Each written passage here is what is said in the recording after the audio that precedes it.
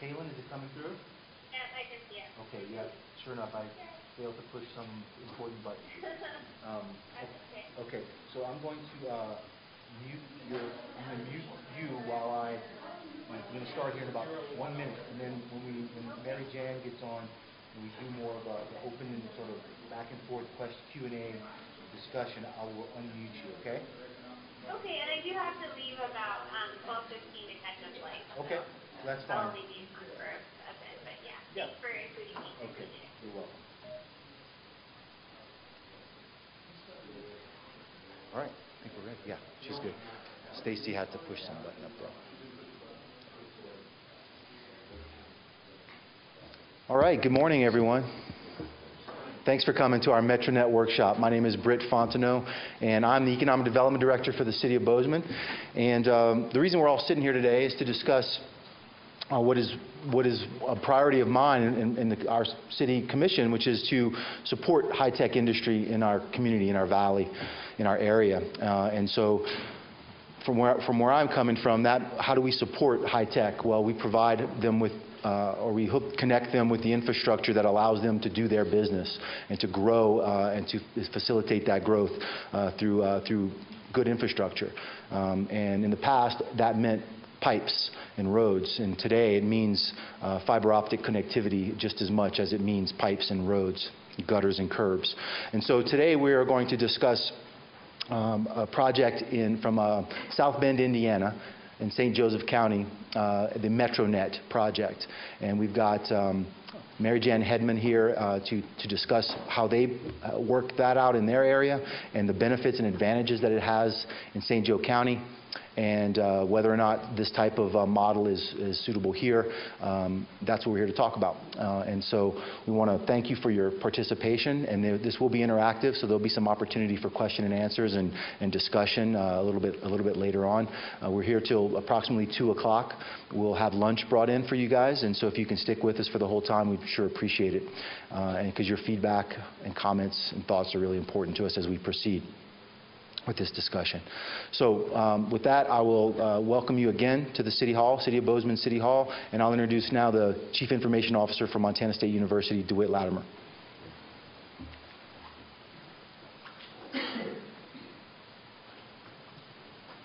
So thank you, Brett. I guess I need to use the mic for the benefit of people that are not here with us today. So I've been on the job here at MSU for about 3 months now, and when I arrived here at MSU, I had come from the University of Notre Dame, obviously in South Bend, and spent 10 years there in a similar role. And what struck me when I arrived here was I saw many of the same characteristics in Bozeman that I saw back in South Bend. For instance, going up and down I-90, we have a huge amount of capacity, communications capacity, fiber going up and down the interstate, basically going from the Chicago, Minneapolis over to the Seattle area. But yet there's not many off-ramps from that fiber into the city of Bozeman.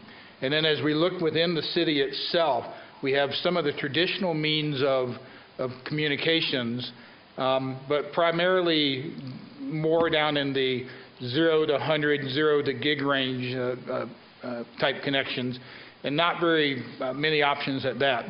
So I met up with Teresa McKnight pretty early in my tenure here, probably in the first week or two. Teresa is our Executive Director for the Innovation Campus, our research park, and we started talking about what it would take to bring more high-tech type businesses into the area. We quickly hooked up with Brett, and we started talking with Brett, and Brett would say, yeah, I've heard other companies talk about the need for this. So then I relayed to them what we basically did in the St. Joe County, city of South Bend, St. Joe County, back in, it was probably 2004, was it, when we launched it, where we got 7 of the largest companies or organizations in the area: University of Notre Dame, a couple of the hospitals, a couple of the bank, or one bank, Bosch, a couple of the other manufacturing places, And we all got together and started comparing notes of what our needs were. We all got together and started comparing where we needed to be and needed to go. And it was interesting because I needed to be in the Chicago market, which is about 90 miles, 100 miles to the west and north of South Bend. And I got a quote to go from South Bend to Chicago, and then I got a quote for the local loop charges to go from my campus to the Carrier Hotel in South Bend. It was actually more for the local loop charges to go from campus to Carrier Hotel, 4.3 miles, than it was to go 100 miles from South Bend to Chicago. And I think we often suffer a lot of that similar fate with it costs more to get the last 100 feet than it does to the last 1,000 miles. So anyway, as we started talking, I said, well, I know the person that runs the Metronet in South Bend pretty well. I said, would it be of interest to everybody to have her come in and kind of do a workshop of this is what it looks like in the city of South Bend and the county of St. Joe. It may or may not be applicable here, but at least it will get the conversation going of what do we need to do. And one of the things that I encouraged us all to do was let's get the service providers in here. Let's get the CenturyLinks in here. Do we have Montana Opticom? Have they made it in here yet? The Montana Opticom folks were invited. Hopefully they'll get here sooner or later. Because and Mary Jan will be very specific when she points this out, is the end game is to get the connectivity. The end game is not necessarily for the city or for a nonprofit to own and run their own fiber network. We want a very robust, very competitive local communications infrastructure in the Bozeman, Gallatin Valley area. And it's up to us as both business leaders, community leaders, and service providers to figure out what that takes to do it here.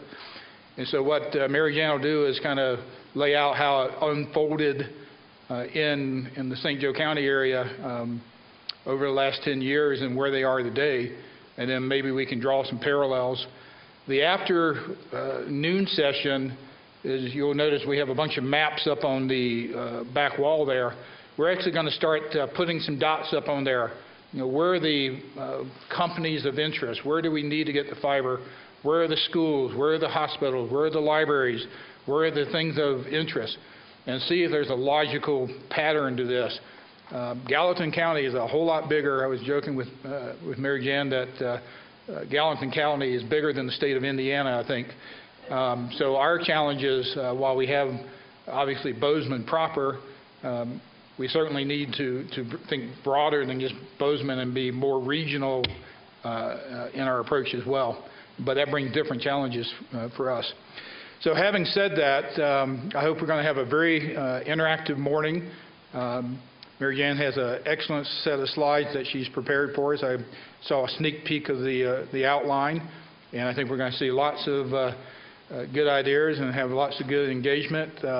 I think you do want questions as you present, so don't be bashful. If you have a question, raise your hand and let's get it out on the table and ask and answer. We will have a Q&A session right before lunch. Lunch will be primarily meant for networking amongst yourselves and networking with us. And then after lunch, we're going to do this interactive session of kind of seeing what it might look like in Gallatin Valley. So with that, I'm going to turn the floor over to our distinguished guest, Mary Jan Hedman, Executive Director of the St. Joe Valley Metronet, also known as the Metronet Zing. Yep. Thank you. Do you need your glasses? I'd hate for you to miss anything. So thank you very much. As DeWitt said, my name is Mary Jan Hedman. I'm the Executive Director of St. Joe Valley Metronet. You'll see occasionally the branding that we use for the service called Metronet Zing. I got a little bit tired during the course of every conversation saying St. Joe Valley Metronet circuits and St. Joe Valley Metronet this, too many syllables. So we tried to shorten it up. We came up with a branding called Metronet Zing. The two are pretty much interchangeable, so don't let that throw you. I've been with St. Joe Valley Metronet, or Metronet, for about 5 years now. And The network was well underway at that point. It was well established. But I will say that there hadn't been a lot of active marketing and promotion around the network to that point. And there was a reason behind that, and I'll kind of talk about that a little bit later. So prior to my 5-year tenure here at Metronet, I was with an organization called Moody's KMV. It was a subsidiary of the rating agency, Moody's. And believe it or not, there's an office of Moody's in South Bend, Indiana. We wrote a lot of software applications, credit analysis tools, many of them online for banks, other financial institutions to look at the credit worthiness of organizations. My job was in product management. I headed up an international product management team for about 17 years. And I think that kind of experience led very well, because a lot of what you do with software applications is around product life cycle, always having to think ahead, 3, 5, and 10 years. What's this product going to look like? How are we going to deliver it? What are some of the other things that will affect the changes? And owning and operating a fiber optic network, not real dissimilar. You're always having to think forward as far as what are the customers, what are the users going to need, and how is it going to affect them. So let me get started here. First thing I want to do is kind of give you an idea of what this day is going to look like. Is that sun blinding you? Yes. Okay. All right. So once we get through any of the introductions here, our workshop plan for the day is, I'm going to break this out into 3 sections. The first section is going to be a little bit about Metronet background. I'm going to give you some history, talk about the physical infrastructure, talk a little bit about how the model works in St. Joseph County. At the end of that section, I do want to have a Q&A session and a break. If you want to ask me questions in the middle of this, I'm fine with that. Raise your hand. We'll be happy to talk about it. If I feel like I'm going to answer the question later on, that's fine. We'll go through that. Section 2 is actually to talk about applications. How is the fiber network being used today? So the company was formed back in 2004, as DeWitt said.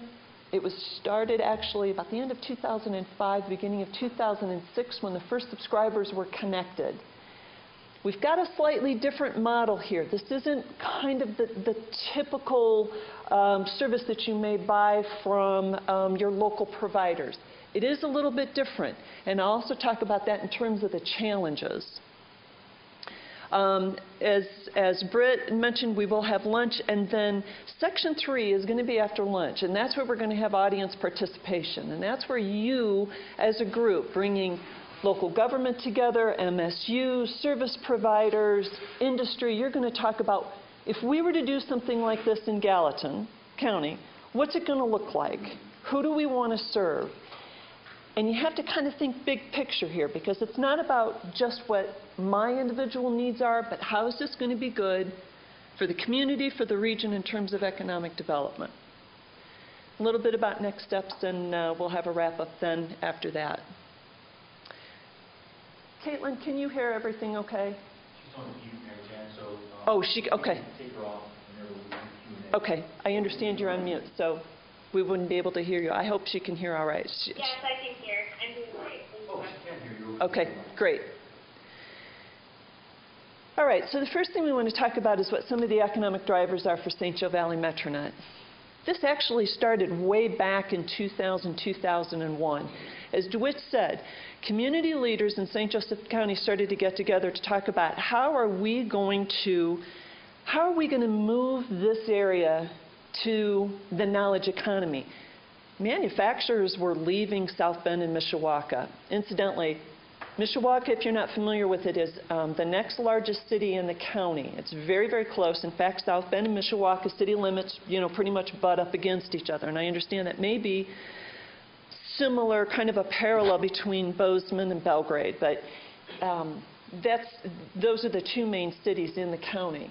Manufacturers were moving out. Industry was moving out. It was closing up, and we were especially hit hard in 2008 and 2009. But the work started long before that. How do we transition this area to the knowledge economy? Really, the conversation started around, we need to set up a tech park. They brought in an outside consultant, and lo and behold, there were some other issues there to talk about besides the tech park. What it came down to is that local organizations were not being served properly by the telcos, by the local ILECs. They weren't able to get the kind of adequate broadband services that they needed, and even if they could get what they wanted at a certain price, there just wasn't enough bandwidth. I think DeWitt can tell you that the University of Notre Dame was unable to participate in certain research projects because there wasn't enough bandwidth in order to transfer the amount of data that's required in those kinds of things. Notre Dame set a new standard. They were going to become a premier research university. Couldn't quite play in that game in that same field here if they weren't able to get that kind of bandwidth. Limited access to internet service providers and carriers. I'll get into this a little bit later, and I've got a very good visual that shows this. All kinds of long-haul bandwidth, all kinds of long-haul carriers, regional carriers that came through the area. We couldn't get to them. They just zoomed right by. Limited access to them. There truly was a monopoly of the last mile connection. That's why that last mile connection was so expensive. So we have a carrier hotel in South Bend, Indiana, but yet the last mile or two or three was very expensive because it was all under the AT&T structure at the time. So even though with deregulation anybody could use that last mile, it was still under sort of the guise, if you will, of the telco regulations and their cost structure.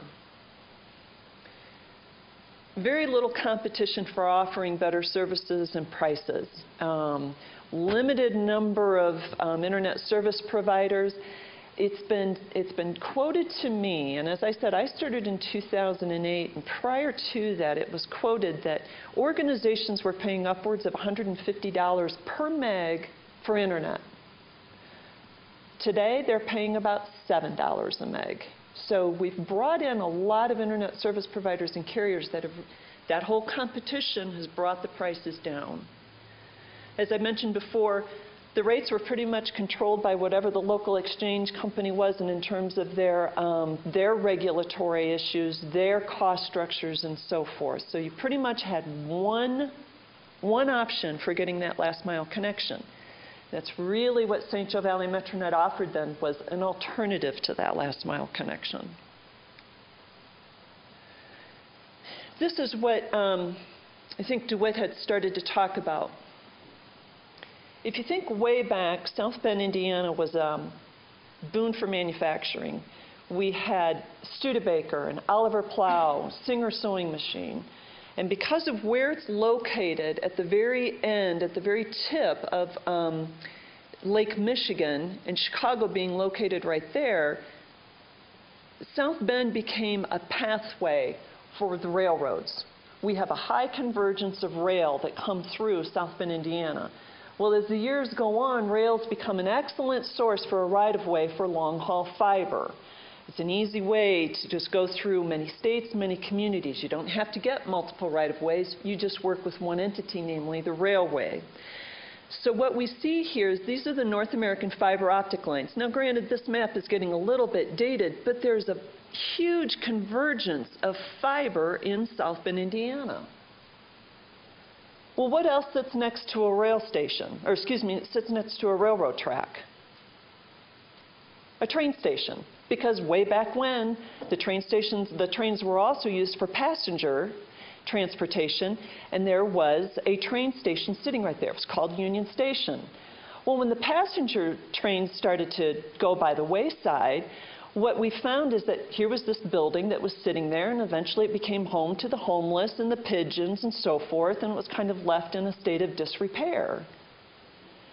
But underneath the rail station, underneath that train station, it became an excellent point for those long-haul carriers. All of that fiber that was going through South Bend, they called up the owner of that train station and said, I'd like to place some equipment in there for regeneration of my signal. I've got all this fiber that's coming from one side of the country to the other, and eventually the signal will start to die out on that, so they need to put some regeneration equipment in there to keep boosting it along, keep it going down the fiber line. So they're knocking on his door. The gentleman's name is Kevin Smith. He's made quite a name for himself in the area. So eventually Kevin starts to see this, and more carriers now are putting equipment in this old abandoned train station in order to regenerate the signal. The problem is, for all of the organizations in South Bend, this is like looking at an 8-lane interstate, and all this traffic is zooming by at 80 miles an hour. You can't get to it. There's no on-off ramp.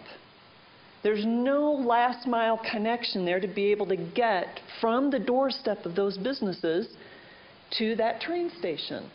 And that's another one of the reasons why St. Joe Valley MetroNet was organized and why it was built, so that we had a direct access to all of those long-haul carriers that were coming through South Bend.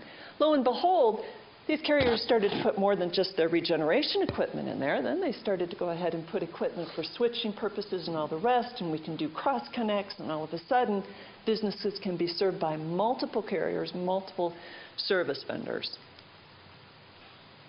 So this is kind of a graphic that's showing that. So if you've got a broadband user that's sitting here, in the past, they had one option. They had to go through a local access loop, the one and only last mile connection that was available, through certain access points in order to get to the network service providers that would put them on the information superhighway. What St. Joe Valley MetroNet offered then was direct access right to that information superhighway. So it really brought us to the next level in terms of how do we get more options? How do we get better increased competition here and bringing down prices? I want to be able to have control over my connectivity and my bandwidth requirements. When the community leaders got together, really the objective behind this whole thing was economic development. As I said before, how do we transition this economy, how do we transition this region to the knowledge economy? Our manufacturers are leaving the area or they're going away completely. What is it that we have to do here? So it was all about new business startups. We want this to be a place where a new company can start new innovation, entrepreneurs start a new company and be able to thrive here. We also wanted to be able to plant a flag and say, any business that's looking for a new place to locate, we're it. We've got great highway infrastructure. We have low property costs. We have an abundance of energy, and that was back because of the manufacturing that was brought into the area as well. It's low cost, abundant power. But the one thing we were missing was that connectivity piece. We wanted to support the growth of our existing companies. We wanted them to be able to be very, very competitive, not just at the local level, but on the regional, on the national, and on the international globe, on that whole market. Be very, very competitive. If you're in South Bend, Indiana, and you're paying extremely high connectivity costs, you're at a disadvantage to a similar company who may be located in a larger metropolitan area like Chicago or Indianapolis, where there's far more competition and they're paying far less for that connectivity. We were going to see ourselves go farther and farther behind in terms of that kind of international competition. And the expansion of the local service vendors. This was a little bit of an afterthought, and I'll get into this a bit more, but the local service vendors, these are those IT consultants. These are those 3 and 4 and 10 and 15-person shops that are providing all kinds of IT consulting for the smaller organizations that don't have the expertise on staff. And they're the ones then that are going to really utilize this fiber optic network and deliver services to the local businesses. So we've seen some very, very good growth in their businesses as well. I want to go back and touch a little bit more on this whole concept here that smaller city like South Bend and Mishawaka, smaller area, and that we're not able to compete. The carriers and the internet service providers, they're going to look at the larger metropolitan areas as the place where they will deploy more of the newer technology or more of their infrastructure because there's a greater concentration of businesses and population. They will continue to build that up. And again, what we're going to see then is this greater separation because the larger metropolitan areas are going to continue to get the newer, they're going to get the 3G sooner. They're going to get the 4G sooner, and whatever the next, what was it, the one commercials, how many bloody Gs are there? You know, they're going to continue to get all of that newer technology, and places like South Bend and maybe Gallatin County will continue to lag behind, and that gap will get bigger and bigger. St. Joe Valley MetroNet was done in an effort to close up that gap.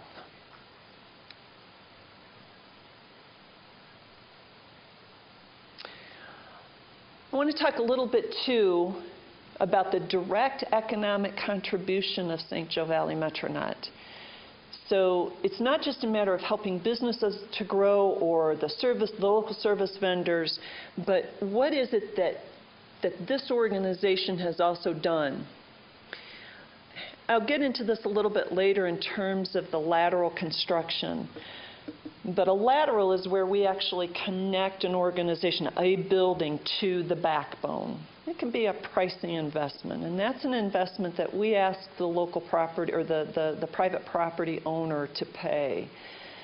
Well, we've started to kick in and subsidize some of that cost. So where St. Joe Valley MetroNet pays the contractor the full price of what it is, we don't charge that full amount back to the organization that's actually making the connection. We're subsidizing the cost of that a little bit. We've been able to do that over the course of the years, and I'd like to be able to increase that amount. So just in 2011 alone, we subsidized about $15,000 in those lateral constructions. I'll talk a little bit later about an initiative, great initiative that was started not necessarily by MetroNet. We're just one piece of the puzzle, but it's called the Socially Responsible Computing Initiative. One of the things that you need to think about, too, when it comes to bandwidth and connectivity, it's not just about the businesses, but also think about the social development. You know, this is where you get into the education and the nonprofits, et cetera. But how St. Joe Valley MetroNet helps out the nonprofit organizations is in terms of in-kind contributions. So we really have lowered the price of our subscription fees for those nonprofits. We subsidized about $32,000 in in-kind contributions to those organizations. We also contributed $250,000 in network expansion. That's just in the backbone. There was another $250,000 in laterals. So there's a contractor out there in South Bend, Indiana, who benefited from about $500,000 in construction costs.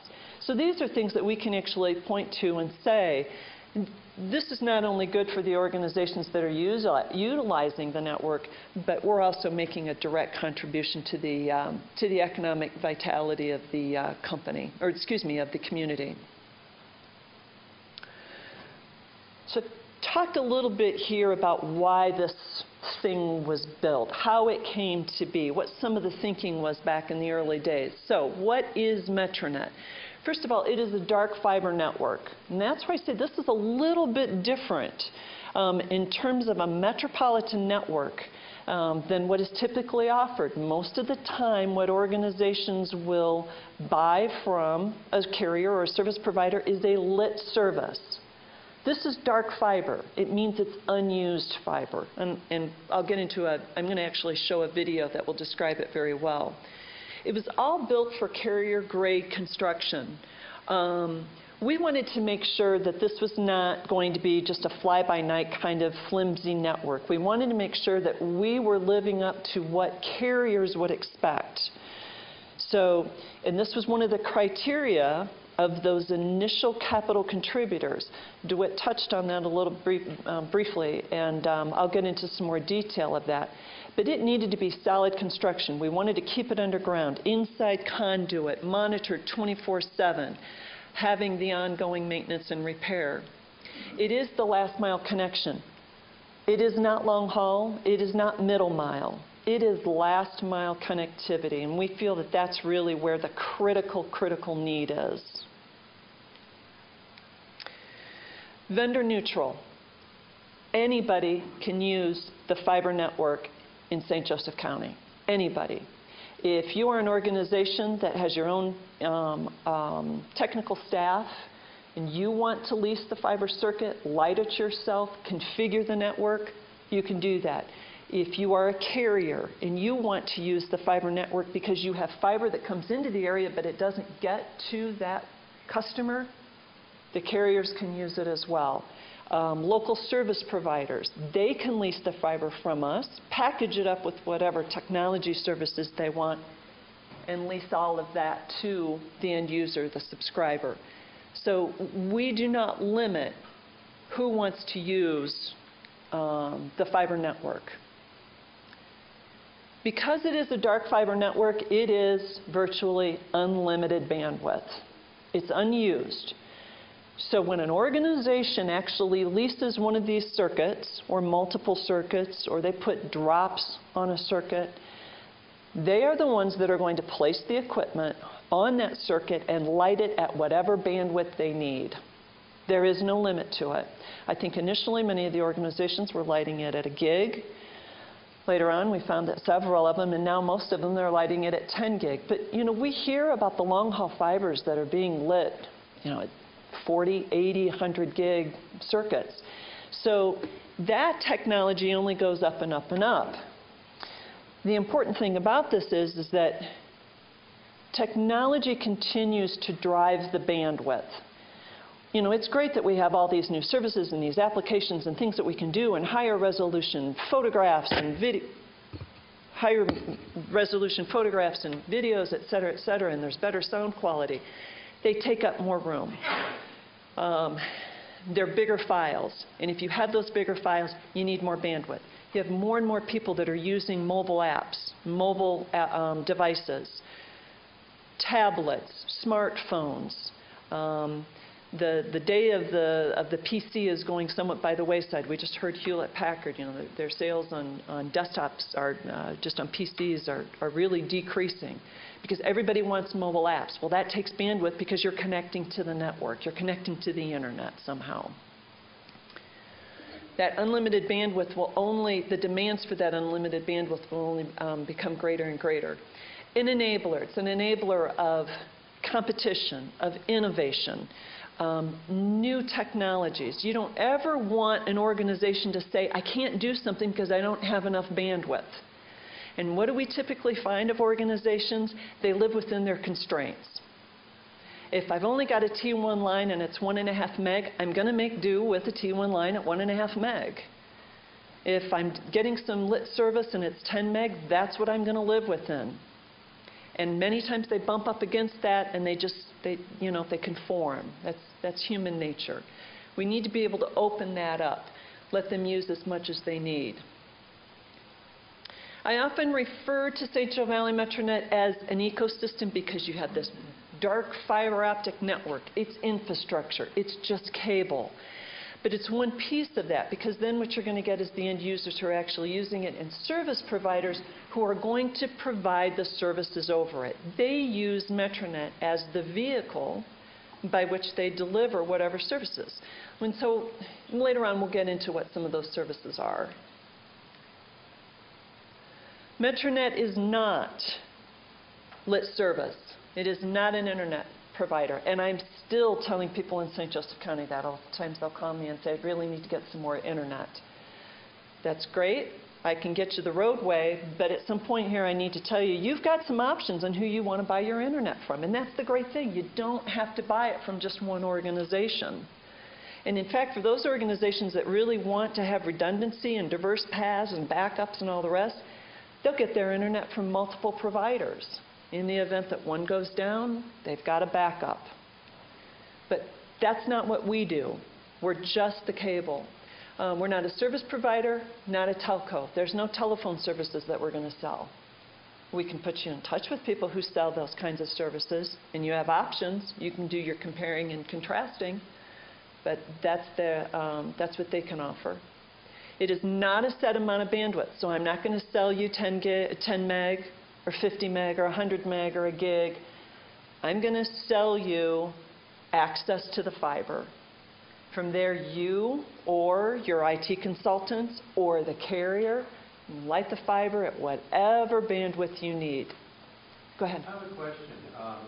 So you have multiple pipes running along the railroad, which you're connecting through this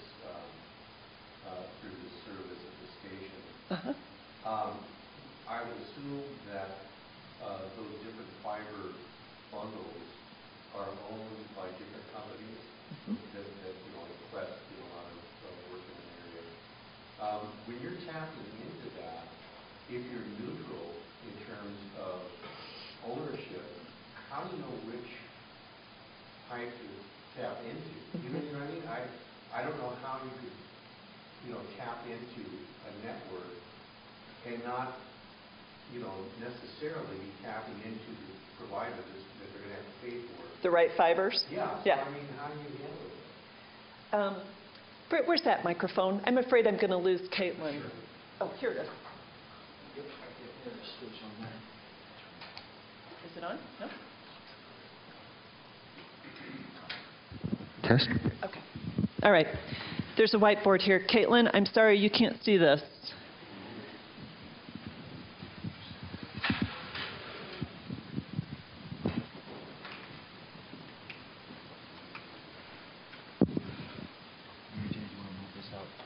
Sure.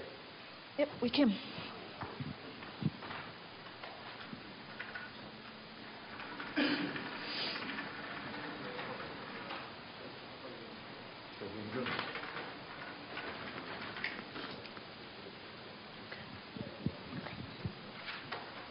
Thank you. Okay.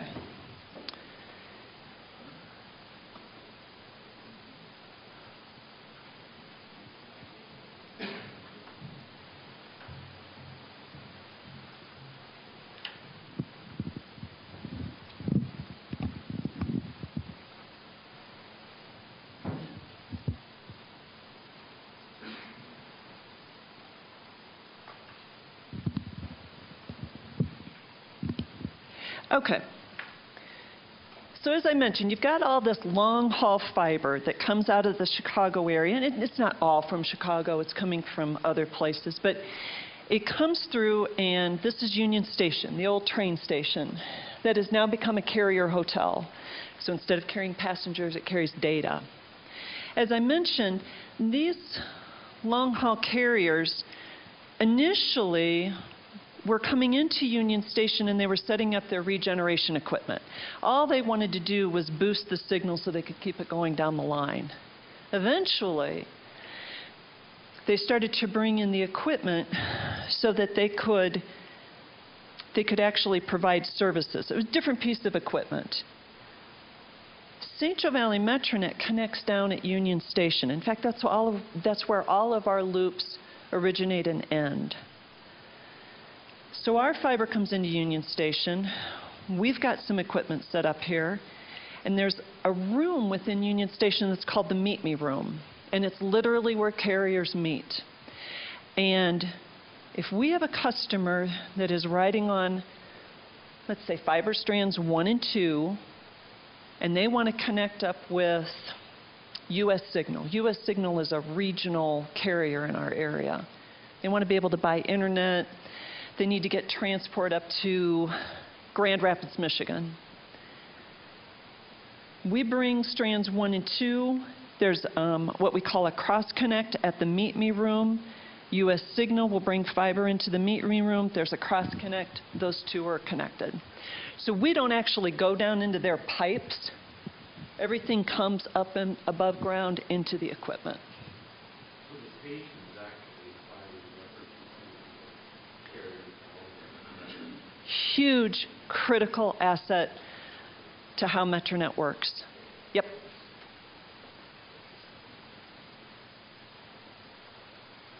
Britt, I'm sorry I lost the cap. It's going to dry out. Okay.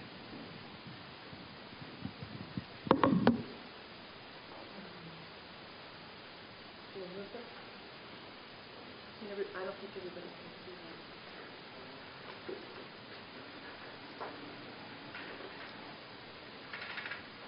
We can use that again if we need to. Okay.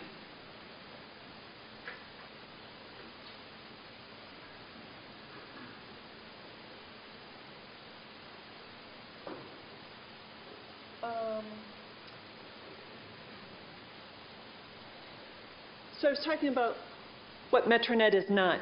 The other thing is there's no distance charges. As I said, there's no bandwidth charges because we're just leasing you fiber. And you can light it at whatever bandwidth you want. We also don't charge any distance fees. So you could be leasing a circuit that is 2 miles. You may be leasing a circuit that is 20 miles. The cost is the same. We're not charging anything on a per foot or per mile basis. And we do not have long-term contracts. We wanted to make it very easy for an organization to say, you know what, I'll use your fiber for a year, and if it doesn't measure up, I'm not going to use it any longer. I'm going to go find somebody else. We keep them to short-term contracts. We also saw that that was a little bit of an advantage because our local telco company was usually on 3, 5, and 7-year contracts. Yes? So what's the bill look like? How much are you talking here in terms of cost per month or per year? Okay, so we charge on an annual basis.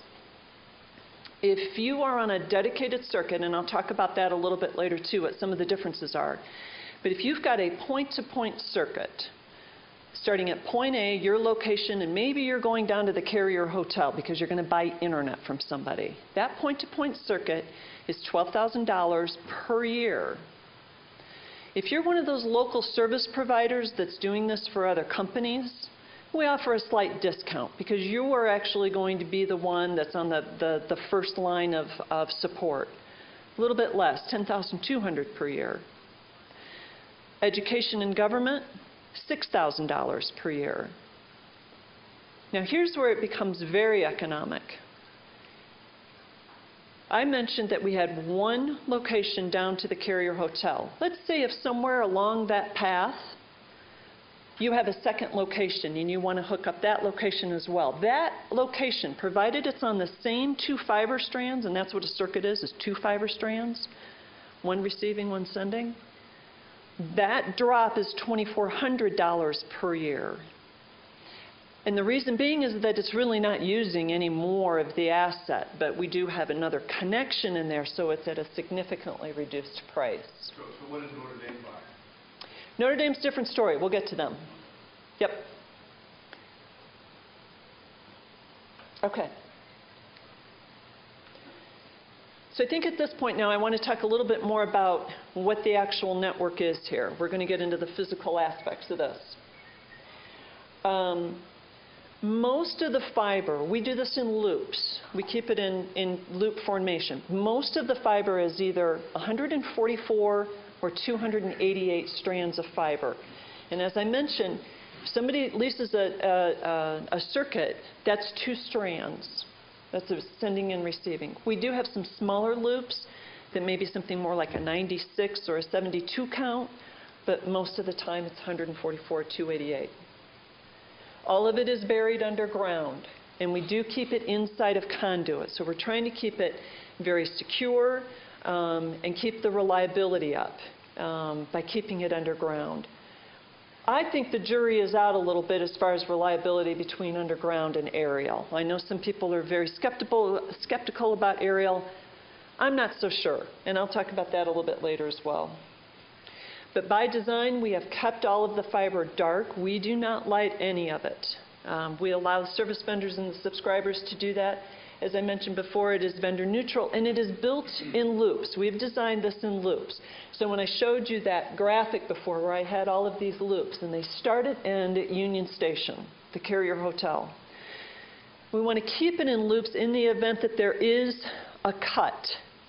So there's new construction. Backhoe grabs the conduit and the fiber, rips it out of the ground, and there's a cut.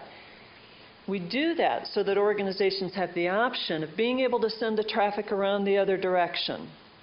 It limits the exposure and downtime and service interruption. If you have one of those lines that goes out and ends, and we do have some, I'll show those to you, we do have some with dead end, a spur, they're at greater risk because if that line gets cut and they're on the other side of the cut, guess what? Their service is out until we can get them repaired. So we always try to keep this in a full loop configuration and design. And I always say Rome wasn't built in a day. Neither was St. Joe Valley Metronet. This took a long time. We started with a much smaller footprint than where we are today. And again, that was all kind of by design, and this is how the model works. So going back to, I got to stay here, but that thing's annoying. So going back to 2006, what you see here is the initial loop. We had 7 capital contributors that provided the necessary capital in order to make this network, in order to build the network. Right here is Union Station. This is the downtown South Bend area. We knew that we needed to connect downtown South Bend. This is the University of Notre Dame area. This is Nimps Parkway, an industrial and office park. Airport. And then, yeah, I think that's it as far as the major landmarks. So we needed to make sure that we connected and designed the network to serve those initial 7 capital contributors. And I know you're saying, what's a capital contributor? And I'll get to that. So that goes back to 2006. In 2007, we built another path out here. Here's one of these dead-end loops. This was to serve University of South Bend, IU, Indiana University at South Bend. Boy, I really bungled that up. Indiana University at South Bend. Very high prominence in the area. Believe it or not, Notre Dame's not the only university in South Bend. So we built out to reach them. And that was in 2007. You get into 2008, and this is when we expand over into Mishawaka. This entire area has a lot of healthcare providers. But coming up Grape Road, which is a lot of retail, that was an initial build there. And as you can see, we've got a dead end. Not good. We really don't like to leave those out there like that. We also started building out around the airport area, and you'll see that continue to grow as we go. 2009, we closed up this loop. Remember, before it just ended right here. Well, now we brought it all the way back, connected it back through the university, and of course it comes back into Union Station. And there's some other smaller little extensions that we started to do. Now, why would we do any of those extensions? Because there was a customer that wanted connectivity. I have a very simple rule of thumb in terms of when do I decide to do expansion? When do I decide to start making that $250,000 annual capital expenditure? When organizations need to be connected. And if I can get a 3-year payback on any capital expansion, if I can get a 3-year payback in those subscription fees, that's my rule of thumb. That's when I decide to go ahead and build out. 3 years. Initially, St. Joe Valley Metronet couldn't even do 3 years. There pretty much had to be an immediate payback. I think as time goes on, because the subscriber base is getting bigger and bigger, we don't have any owners or investors that we need to pay back. I'll get into this again a little bit later, but we are a nonprofit organization. That means that any of the money that comes in, we can continue to plow back into the operations and the capital expansion of this network, serving more customers, being able to connect more organizations. So that's why you see some of these little prongs that come off of there. I also identify those as, those are good areas to be because I know there's some future growth there. 2010, now we've started to build over in Mishawaka into the downtown area. And again, you'll see that there's more build out around the airport. These are the airport runways. We actually crossed the airport runway through the use of a reciprocal agreement. We have several reciprocal agreements. They work very, very well. It has been a very, very creative way for us to do expansions. In 2011, now we're starting to come down south along what's called Ireland Road. You'll see that I've got a dead end here again. Built out, this is Western Avenue, and then also this is Mishawaka Avenue. So further and more expansion to reach more customers. Remember this dead-end loop. I closed that one up by coming along Lathrop and getting back over here to what's called Bendix Drive. 2012, closed up this loop. And in the last 2 months of this year, this particular loop will be closed up. So even though I do some of those dead-end spurs for some period of time, eventually I know I need to close them up because I don't want any particular organization to be at risk there on one of those spurs. Yeah? Are these, is this mostly new construction, or are you leveraging existing pipes, underground pipes that the city or other carriers use? Both. And it's all city. That goes back to, even though we don't call the city of South Bend a capital contributor, there is a reciprocal agreement that we have set up with the city of South Bend, the city of Mishawaka, and St. Joseph County. I'll get into that a little bit later, but we use their conduits whenever possible because it's already in the ground and it's to their benefit. Then they don't have somebody else coming in and tearing up their sidewalks and streets with new construction.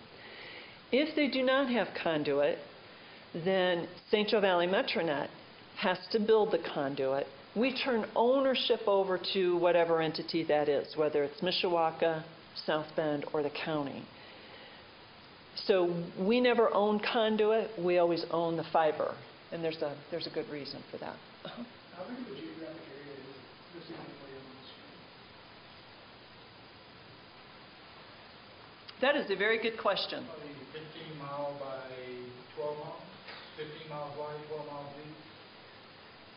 Maybe 20 by 15. I was going to say 20, probably closer to 20, going all the way from this end out toward this parkway. But yeah, that seems maybe not quite 15. So whatever that square miles would be, yeah, 200 and some square miles. The fiber network, I can tell you, is probably between 65 and 70 miles. That much I can tell you. Just see there. And that's how the network has grown over the years, and we continue to grow. I've already got places figured out that I want to be able to build into. I know that I want to build this out because I've got an industrial parkway over there. I know that I want to go further south. We started to build in here.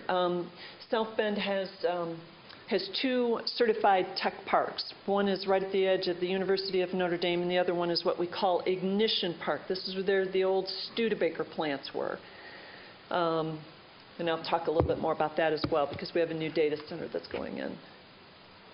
So that's kind of how this was built. How does the subscriber growth compare? How am I doing on time? It was 10:55, so you're about an hour into the program. Okay, so I think it's, yeah, so I think I want to, oh, you're right, yes. Okay. The blue bar shows the number of subscribers, the red bar shows the number of circuits, the green drop shows the number of drops. Now again, a circuit connecting one point, a starting point to an end point. A drop is a connection along the way. And drops can look like a lot of different things. So back in the early days, we had X number of subscribers, but you had more circuits than subscribers because subscribers were taking more than one circuit. They wanted more than one point-to-point. They had multiple connections. They wanted redundancy, so they'd take one half of the loop as one circuit. They'd take another circuit on the other side of the loop. The number of drops, not so many in comparison. But as you can see, as the years go on, the number of circuits starts to slow down, but the number of drops increases. Organizations that are going to take their own circuits are going to be the larger organizations. And there's only so many in St. Joseph County. After that, you're starting to talk about the small and medium-sized organizations that really need to get connected. They don't need unlimited bandwidth. They don't need to have a dedicated circuit. But through the use of some service providers, and I keep saying this, I'm going to talk about this a little bit later, but service providers that were leasing the circuits from us and connecting multiple organizations on the same circuit, but each time they'd add another one, it would be another drop. So now what you're seeing is the number of drops are increasing as the number of subscribers increase, but now it outnumbers the number of circuits. It's a great utilization of the existing asset.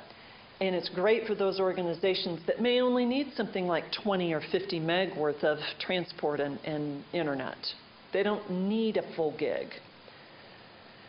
So we've seen good subscriber growth over the years, and I anticipate that that will continue to grow as well. Okay. Going to get into how Central Valley Metronet was organized, how it started. It was a very, very strong public-private partnership. Why form a public-private partnership in order to get a network off the ground? Well, the reason being is that the private sector was the one that needs the connectivity. They're the ones that were being strangled back, if you will, by the low amount of connectivity and paying very, very high prices. They couldn't do what they needed to do. So the private sector absolutely was raising its hands and saying, hey, you know, we need to do something about this. And through the use of some very, very good community leadership, people stepped up. The public sector alone, so this is the city of South Bend initially, but then later on the city of Mishawaka and the county, they don't want to be in the network business. They really don't want to go through the process of administration of the contracts and invoicing people. That's not what they want to do. That's not the business that they want to be in. But they're very much in the business of economic development. They want new businesses. They want their businesses to thrive. It increases the tax base. It allows them to provide more services. Both of them benefit from that kind of improved economic vitality. So it made a lot of sense in terms of getting that public-private partnership to work. And both sides came to the table with a contribution. This is the public sector participation. So this is where I was talking about this reciprocal agreement. You got the city of South Bend. They very much need connectivity just like any business does. They've got their own business to run. They need that kind of fiber. They have a conduit structure. City of South Bend already had conduit in the ground because of the fiber for its traffic signals. Sure, why not? Why not let somebody else use it? If they're going to offer something up that's going to be vendor neutral, anybody can use it, it's going to be at cost-effective prices, and it's going to be for economic development, the city was on board with that. Then you've got St. Joe Valley Metronet.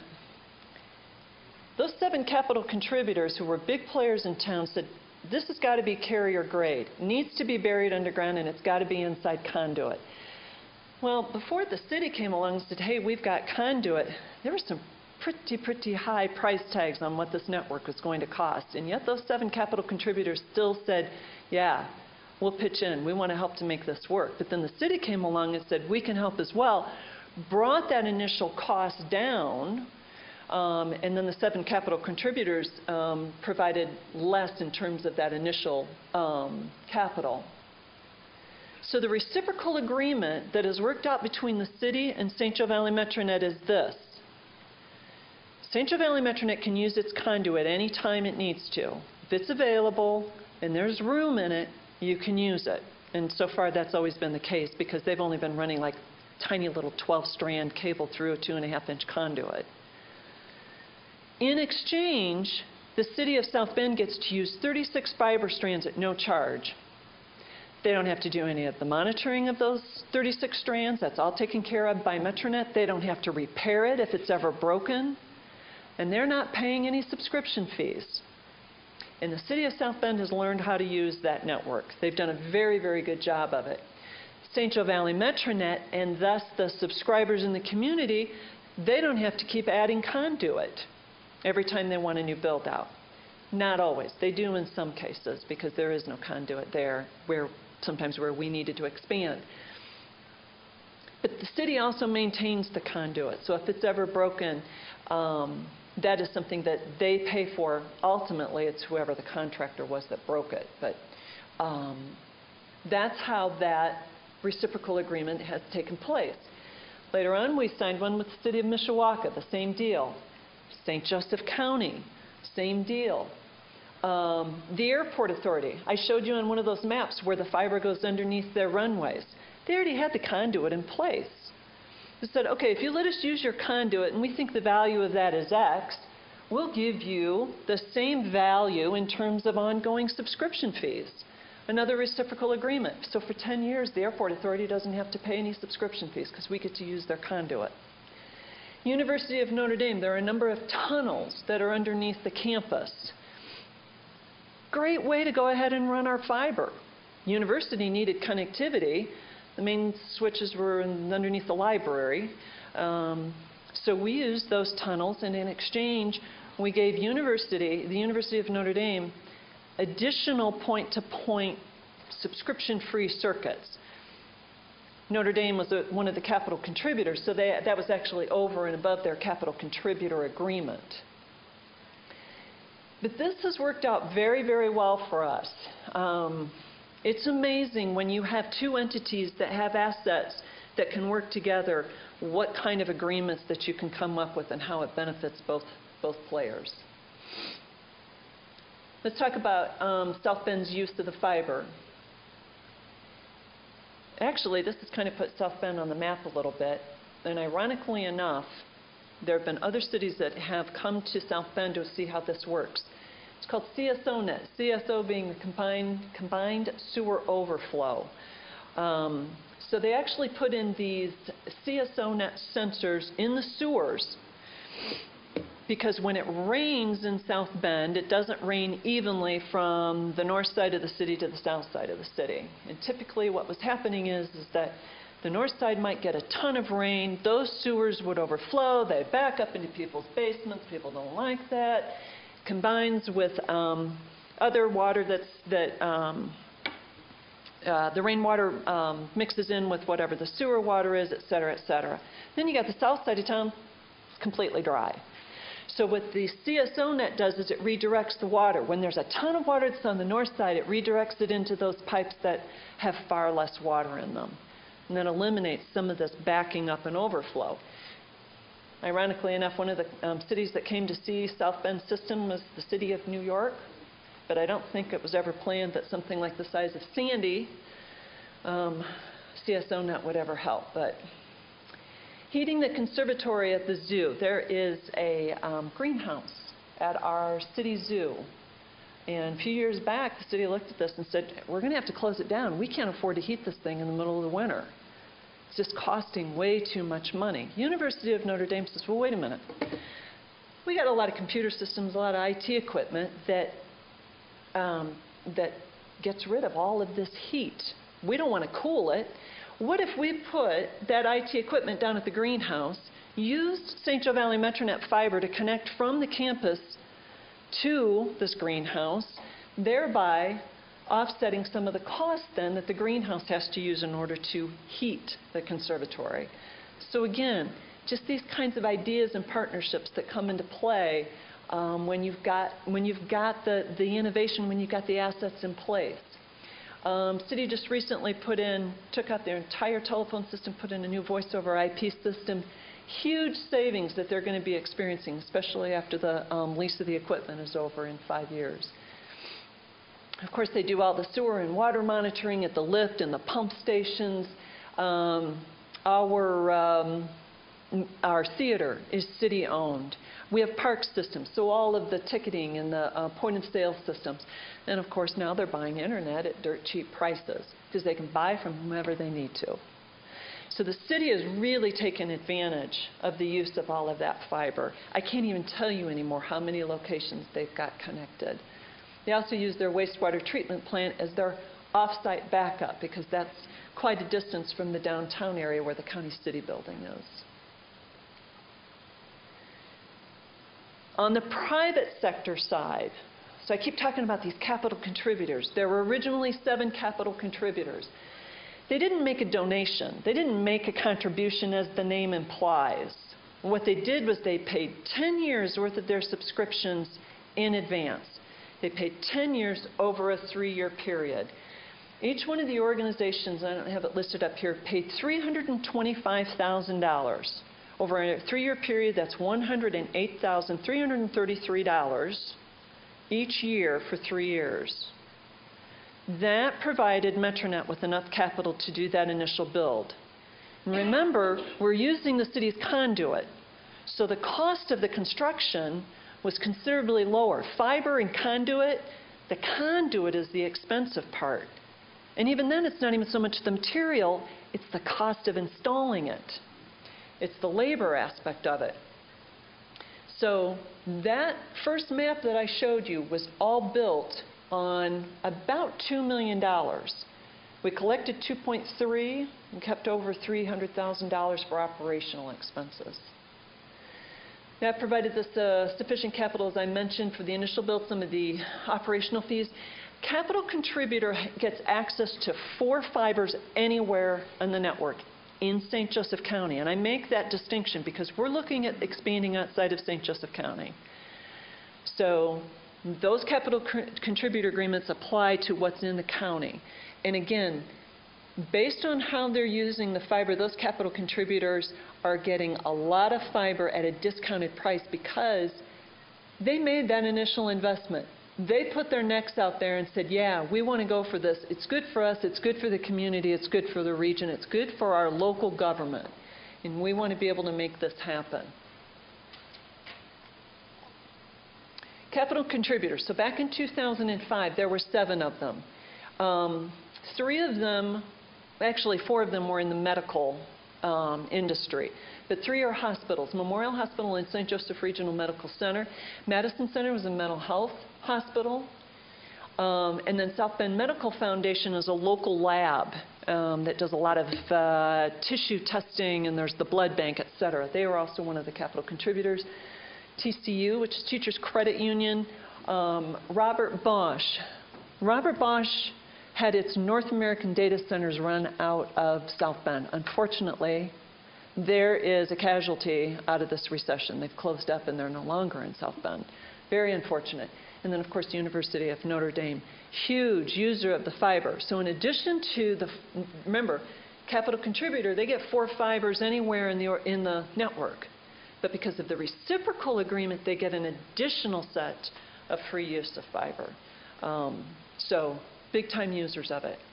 In 2008, when we built out in Mishawaka, we added another capital contributor named Schurz Communications. That's our local media company. They are the local newspaper, a couple of television stations, handful of radio stations. Again, big users of the fiber. I feel like I'm going on too long here. Legal structure. As I mentioned earlier, St. Joe Valley Metronet is a nonprofit organization. That took some work. It's a 501c3, and that took some work with some local people as well as an accounting firm working with the IRS. Depending on what administration is sitting in Washington at any given time, that could be a very easy process or it could be a very difficult process. I think we were somewhere along the lines of the more difficult process. Somebody had told me that given the administration today, it probably would have been much, much easier and more of a rubber stamp kind of thing. But it took some doing. There is a for-profit subsidiary to St. Joe Valley Metronet that's called SJVM. SJVM is for-profit, wholly owned, and the difference being is that St. Joe Valley Metronet, over on the left-hand side there, is the contract holder for all education and government contracts, which there are going to be a limited number of. Most of the contracts that we get are going to be on the for-profit side, which would be on the SJVM side. It was set up in terms of lessening the burdens of government. This is where we can assist the government in terms of how they deliver services to their citizens. The nonprofit organization really is the employer, and it owns all of the assets, and it is exempt from income and property taxes. But you've got the for-profit side. This holds the contracts for all other organizations, including, believe it or not, nonprofits. So if a nonprofit subscribes to our network, they really go through the for-profit entity. It pays its income taxes and property taxes. That's where a majority of the revenue comes in, is on the nonprofit, or excuse me, is on the for-profit side. And that kind of stands to reason. There's just only so many government and education institutions.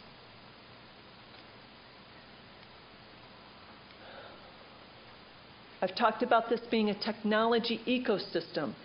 You've got the fiber optic cable, and you've got the users that are going to use the fiber optic cable. If you don't have these service providers, whether those are carriers, internet service providers, or those local IT companies, all I've got is a bunch of fiber sitting in the ground that's not being used. Seriously. It's just useless without those kinds of service providers. You need somebody who's absolutely going to pick up the ball and say, I know what to do with this, and I can help local businesses and the government access this fiber. We have 2 Cyrus One data centers. As I mentioned, Global Access Point is a carrier hotel and a data center. Sometimes we call that a technology mall because so many organizations have put equipment down there in order to offer off-site data backup services, IT equipment, the virtualization, cloud services, any number of services down there. And there's a brand new data center that's opening up called Data Realty. And these organizations bring in business from outside of South Bend and St. Joseph County. This is a quote from Rich Carlton, the executive director of Data Realty. This was listed in, or quoted in the Broadband Communities magazine. Thanks to St. Joe Valley Metronet, Data Realty also was able to get excellent connectivity at a low cost. You know, Carlton likened the community fiber network to a 12-lane exit ramp. I call it 8, he calls it 12. And the last mile usually adds so much cost to it, but the cost is significantly less here in St. Joseph County. Just going back a few slides, I just wanted to... Oh, yeah. I just want to be sure I understood this. So you have, so you've got the station, and then you have these pipes running throughout the community. So let's say that you've got a building, and you've got 10 people in the building that want to have access to the fiber. Do you have a node where the service carriers then connect from that pipe into the building, or do you actually provide that service yourself? In other words, when you say the last mile, I mean, oftentimes, you know, you'll have fiber running down the street, and you may have a box that can, you know, connect into.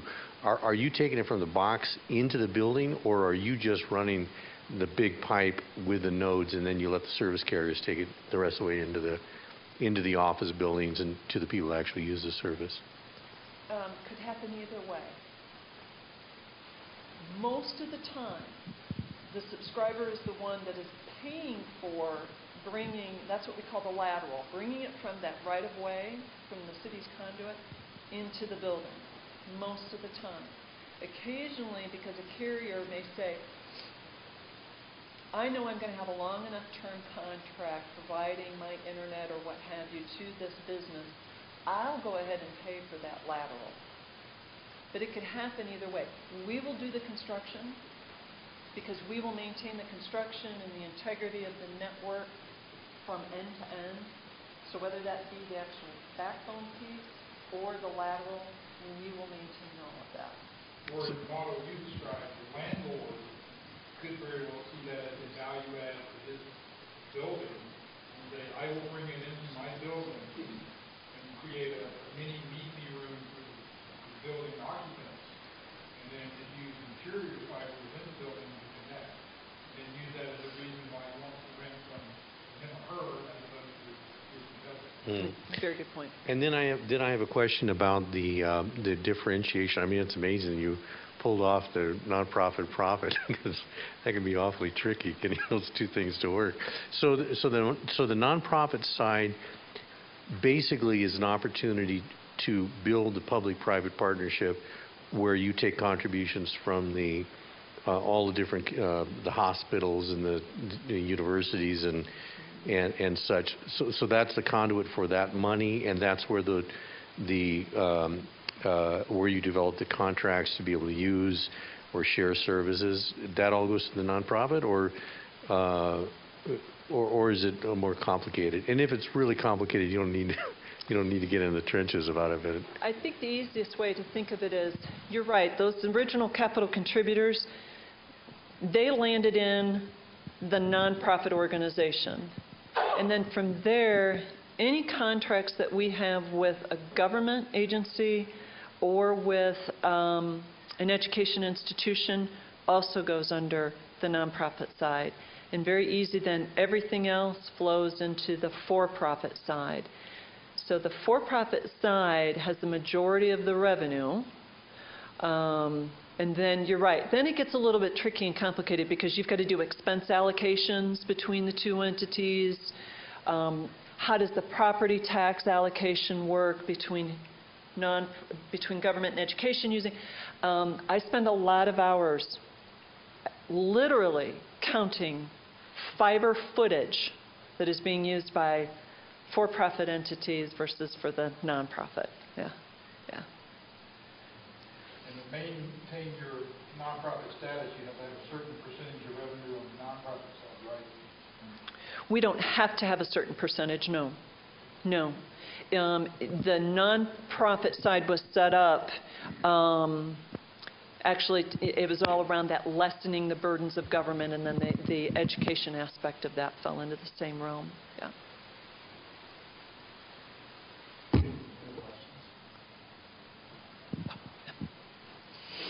So, being a service provider here, explain the for-profit piece, because just explain the for-profit piece. In other words, you've come to a realty data center. They essentially become a customer of Metronet? They could. Now, Data Realty has chosen not to. They don't want to be in the... example. Okay. So a service provider or a carrier would contract with the SJVM, the for-profit entity. The service that you're getting is really the same regardless of which entity you contract with. So the mechanism in which that would happen is, say, a customer we would essentially lease dark fiber from a Metronet. So we would have that long-term cost built into the contract that we would then charge the end user. You could, or you may not have a long-term cost. For example, if the fiber was already built into a building that you want to service a customer, there is no long-term cost. There's no construction required. Let's say everybody's on the network, where you've got presence at the carrier hotel. So essentially, if you leased from Metronet, you would pay the annual contract for that circuit. Or, if you're sitting at the carrier hotel, the end user may lease that circuit to get themselves to the carrier hotel, thereby buying services from CenturyLink. So here's an example that might answer your question. So let's say Robert Bosch, which is an international company, worldwide operation, has a worldwide contract with AT&T for interconnection. They're dealing with corporate Bosch, and they're dealing with corporate AT&T, and the corporate CIO says, AT&T, I need a link into my data center operations in South Bend, Indiana. So the account team goes to the field engineering team and says, okay, how can I get from my fiber region location in Union Station, which AT&T happens to be in there, to Robert Bosch's data center in the most economical way possible? Well, one way is to build it yourself. The other way is to look for mutual agreements with other carriers that might have fiber in the area. Or in this case, you could say, oh, we can partner with St. Joe Valley Metronet and at least do an IRU with them to go from our region or POP at Union Station to the facility. So when they say they're carrier neutral, carrier friendly, that's kind of an example of where that could play out. Okay. I mean, I think the difference is that the AT&Ts of the world passed by South Bend, correct? I mean, that was essentially the driver for this. One of them. Okay. So the reason I ask that is because we have about 1,600 route miles of fiber just within the Bozeman area. So I'm questioning. No offense. I'm questioning the competitive nature in which, I potentially provide an end-to-end solution to that very same customer. You are doing the same thing. If we don't want to do the last mile build, let's assume I don't want to do that, then I do incur a long-term cost. Then I do incur X amount of leasing cost that's built into a contract. So maybe I charge, instead of $6 a meg for 100 meg service, then I maybe charge more, or I build in the construction cost for one time. I mean, that's the way I see it. So I'm just wanting to understand. So yeah, okay, thanks. It's a business decision for you guys. What's to make this ROI to serve this customer? Well, Quicker and cheaper to build it myself and get paid back that way, or enter into an agreement? Yes. It's also a business decision for the end user. If I can provide last mile economically, a business decision on our part, then they have to weigh the cost of what the end mile service could potentially be through Metronet. Correct? Correct. Okay. Correct. And there's actually a lot of companies that use Comcast for that reason. And then Comcast has a peering relationship with the carriers downtown. So they, like the school districts, very well may use Comcast business class services to interconnect all the schools to get them down to the carrier hotel to do whatever other business they may need. There's another question, Brett. Other questions? Okay. Just curious, and maybe you don't know, but when you partnered with the cities, was there an increase to the taxpayers' base at all? Do you know? Was there an increase to the taxpayers at all? Do you know? No. No, and that was one of the, the big things is that we wanted to make a very clear and distinct separation between any public sector help that may be coming in. So there was no public sector dollars that went toward the building of this network. Where there was existing conduit, St. Joe Valley Metronet was allowed to use it through that reciprocal agreement. If there was no conduit, and the city said, I can't justify the build of this for anything outside of Metronet, St. Joe Valley Metronet had to pay for the conduit. Now, we turned ownership back over to the city, but we had to pay for that conduit. And in the course of that initial build, we also came across places where the conduit was damaged. Metronet paid for the repair of that conduit on its own. So no, there was no taxpayer increase. There was no burden that was placed back on the government side of it. So, quick question in regards to the build. I understand, we have some stuff we're going to do after the lunch break in regards to the mapping and things like that. Jason had mentioned that we have over 1,500 fiber route miles here in the Bozeman area. Mm-hmm. Is Metronet in a position or willing to overbuild an area where there's fiber already? If and only if organizations feel that they are being underserved. And I think that's where in South Bend and St. Joseph County it came down to the fact that if an organization was already being served by AT&T, it was a lit service. They couldn't get any more bandwidth. AT&T wasn't providing anymore. They were too limited. That's why the organizations were looking for an alternative. And some organizations said, I want to be able to pick and choose who I buy my internet from. I shouldn't be beholden to whoever is providing the infrastructure as to who I buy my services from. So that was also a big driver.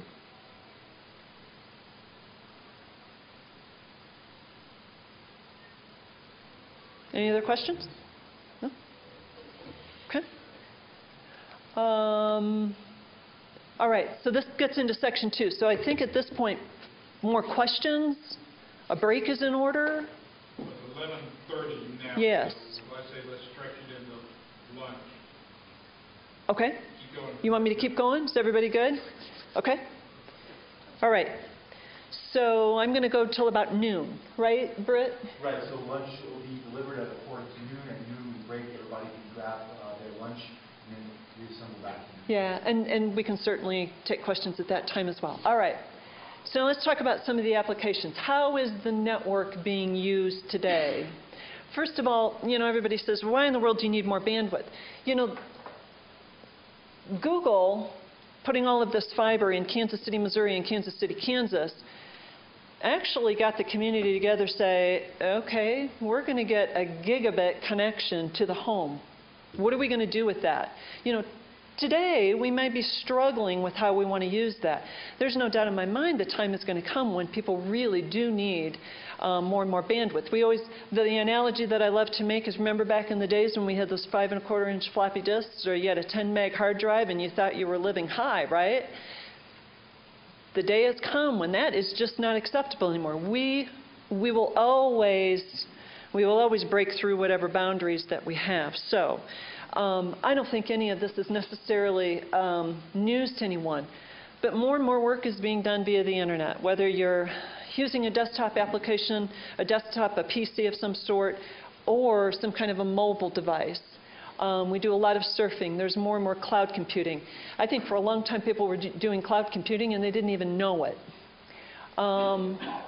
More e-commerce, all the sales and the marketing and the social networking. I have to admit, I'm not one of the big Facebook or the name escaped me, the professional. LinkedIn, thank you.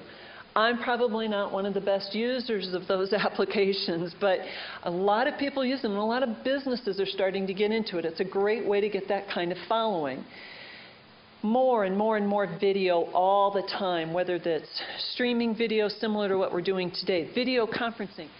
Could this presentation, could I be in South Bend today doing this via some kind of a Cisco device, doing very, very high quality, high resolution video conferencing? If you've got enough bandwidth, you can do that. Eliminates a lot of travel costs and downtime. Surveillance cameras is also a big one. Business continuity planning. And here's another, I used to talk about 9/11 and Katrina. Well, now we can add Sandy to the list. There's some businesses that got hit hard, but if all of their data is kept off-site, backed up, or if they've got all of their servers virtualized, really they should be able to pick up the next day. And if people can work from home, they can continue business, maybe not exactly the same, but pretty high capacity. And of course, voice over IP telephone. More and more of that all the time. I think the point here is that the size of the organization, so if people want to look at the number of employees or their sales numbers or what have you, I don't think that's the driver for using these kinds of technology. It may be in most cases it is, but I really think it's more the type of work that organizations are doing. So if you're a 3 or a 5-person shop, but you're doing architectural drawings in 3-dimensional CAD, if you are doing very, very high quality video and you need to be able to transport that, you know, there's a good reason for needing that kind of high-speed bandwidth. And why should the little company, you know, be the one that has to pay the exorbitant prices because they need that? That 3- and 5-person company is never going to turn into a 20 or a 50-person company if they're continually constrained and they don't have access to the tools that they need. Another big aspect of this is reliability. How often do we hear that, you know, I've got pretty good bandwidth, but the service goes down once every 2 to 3 weeks, and it may be down for hours at a time? Well, that's not going to help out anybody either. You need to have very, very good reliability. And I can make an argument that the small company is actually going to hurt worse than the larger company if they do not have access. Mary, quick question for you. Just to clarify, you're not actually providing bandwidth, correct? No, we are not. No. No, we just provide the infrastructure. We're getting more and more connectivity in our area because the cell towers need to improve their backhaul. So, as I've said before, mobile phones and smart devices, the tablets, they're offering greater and greater features. Those applications that we run on them, they're taking more and more bandwidth in order to transport that kind of data. In exchange, then, the devices features increase the bandwidth usage. We're demanding more. We are our own worst enemy in that regard. We want more bandwidth. We want instantaneous results. I don't want to wait 5 seconds for something to load up. I want it now. So when that happens, then we need more bandwidth. More users of these mobile devices. What are they talking about in, I don't know, some year or whatever? Every citizen, there's going to be an average of 2 devices, mobile devices per person in the world, something like that. It's just an unbelievable amount of devices. So therefore, the mobile network carriers need to upgrade their equipment in order to meet that demand, both in the actual number of users as well as that kind of instantaneous results that we're looking for. So the transport between towers and their switches is greater. So these cell tower guys are constantly going out there and improving and upgrading their equipment. And part of that is that they need high-speed bandwidth. They need fiber connectivity between the towers and then also going back. So we're getting a lot of contracts these days from carriers, from the regional carriers who are coming to us and saying, your fiber is really close to these 5 towers. We're going to go ahead and lease the circuit from you, connect it back to our network. U.S. Signal is a great example. And they're providing that kind of additional service. So we're seeing more and more of that. Something that certainly I never anticipated, and I don't think when people were looking at starting St. Joe Valley Metronet that they expected as well. Mary Jan, has AT&T or Verizon used your infrastructure to interconnect their private towers? Most of them are on public or on multi-use towers. Verizon has, but again, it's through the long-haul carrier. So the long-haul carrier is the one that's actually carrying it out, but they come to us for the last-mile connection. So has Sprint. AT&T has not. No, no. We're also seeing where there's kind of this, where service providers in town are saying, you know what, it's pretty expensive to either build out your network or for that lateral connection. And so what the service providers are doing is using our fiber to get as close as they can, setting up a wireless access point, and then being able to serve those people wirelessly. Now, those are pretty small companies. They don't require a huge amount of bandwidth, maybe a couple of meg.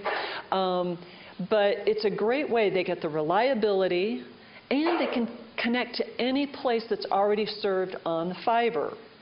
So even though they don't have the direct fiber connection, they at least have all of that connection back. At some point in time, their needs may grow, and then it will make sense for them to go ahead with a fiber connection. But we are seeing some of this kind of hybrid solution. The types of subscribers, we already mentioned this, that, you know, the capital contributors, but healthcare is our biggest type of user today.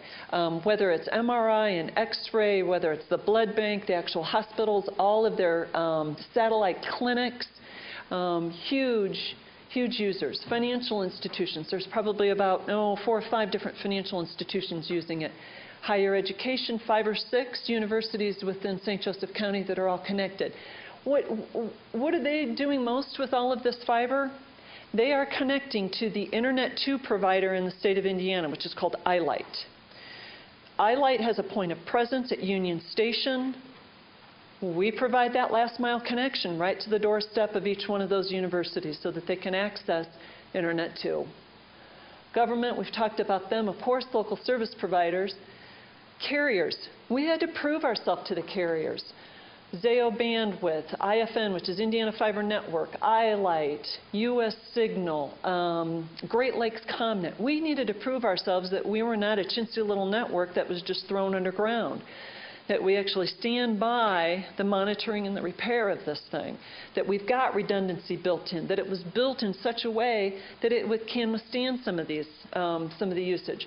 So we've proven ourselves to them, and now there's probably 6 or 7 of them that have come to us and said, you know what? It makes a lot more sense to go ahead and lease your fiber on an annual basis than it does for us to build it. It works.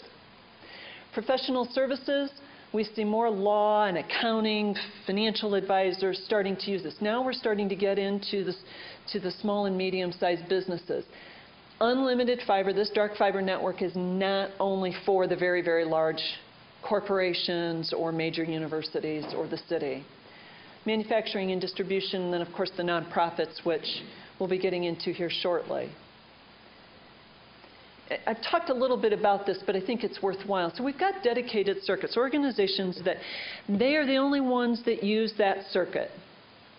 They put the equipment on to light the fiber. They configure the circuit any way that they need it. They may do this DWDM, the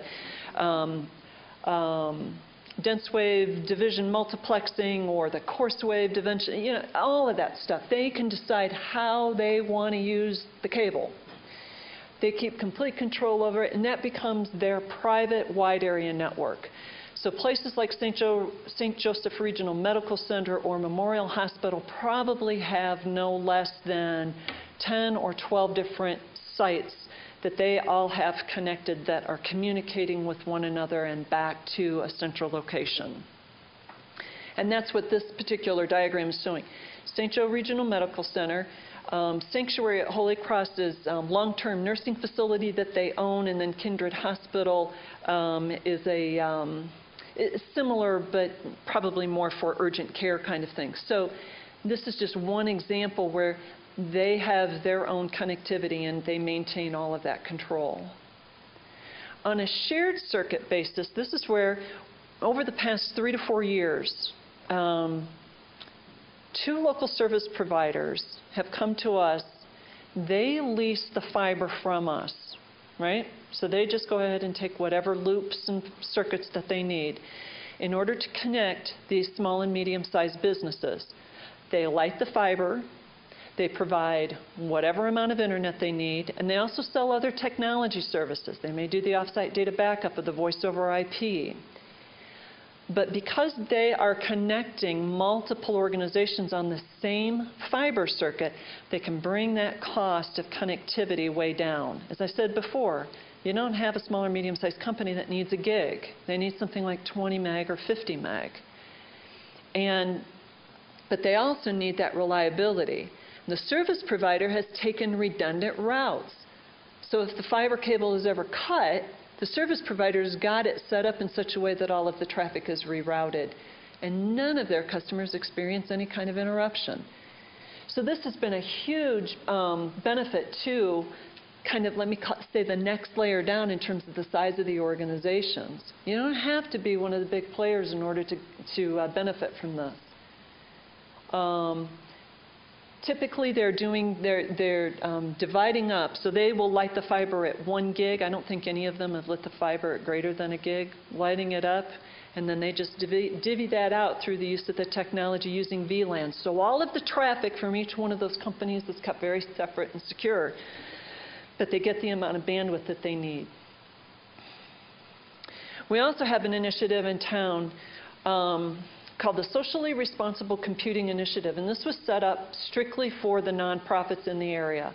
And this was done by an individual who, in fact, one of our board members, he was with Robert Bosch. Prior to Robert Bosch closing, he decided to retire and said, you know what, I'm going to do something for the community. And he went back and he tapped a number of people on the shoulder, Cisco and a local service provider, et cetera, and said, you know what, we've got nonprofits who are living back in the 19th century in terms of their technology. They've got limited resources in terms of their expertise and in terms of their money, so they can't do technology kinds of things the way they should be doing, and besides which, they really should be focusing on their mission, helping other people. They shouldn't have to be worrying about all this computer equipment. So what he did was he contracted with Union Station Carrier Hotel. He's basically getting free space for the nonprofits. So he's setting up equipment and he's not having to pay any kind, and it's actually not even him. The nonprofits don't have to pay for any space lease. Cisco provides the equipment, huge discount. BroadVox is the voice over IP provider providing whatever PRIs are necessary. NSI is a local service provider that lights the circuits. And then Cogent is the internet service provider. Metronet, we provide our service, and with any of the nonprofits, the service that we say is, all right, you'll pay the full price, but what we'll do is we'll make an in-kind contribution back to you at 50%. So they essentially pay half of what any other organization would pay in the form of an in-kind contribution. And this has been very good. This isn't even all of the nonprofits, but this has been very, very good. This is where you get into kind of that social divide. You really want these kinds of organizations to be able to operate efficiently and cost effectively. So this was all set up by one individual who had one vision. He coordinated all of the participants to make this thing happen. He asked these organizations, look, this is for the good of the community, and they're providing deep discounts. It's managed services. So from here, he's also going to get into all of these services with the high-speed connection, the internet, the voice over IP. He eventually wants to get into the hosted Microsoft applications and some off-site data backup. So the services will continue to grow. Excellent, excellent initiative. And these organizations are doing very well with it. What are some of our challenges? This is a very simple model. It's cable. It's just cable that's being strung through the ground, but yet it can be complex. Reason being is that it does require an education process. You're going to sit down and you're going to talk to somebody, and they're going to say, well, I need a 100 meg connection. Well, we don't do the 100 meg connection. I'm going to lease to you fiber, but I'm going to have you talk to these service providers in terms of whatever services that you may need. That's taken a little bit of time for me to get people to the place where they understand what MetroNet is. And it is more than just internet. So whereas most organizations will say, I need more internet, there's a heck of a lot more to this than just the internet. All of the technology services that people need can run over that fiber circuit. In the early years, it was not a one-stop shop. Now I've got service providers. Remember all these local service providers that I've been talking about? Some light the fiber. Some provide hosted applications. Some provide voice over IP. Some will sell internet.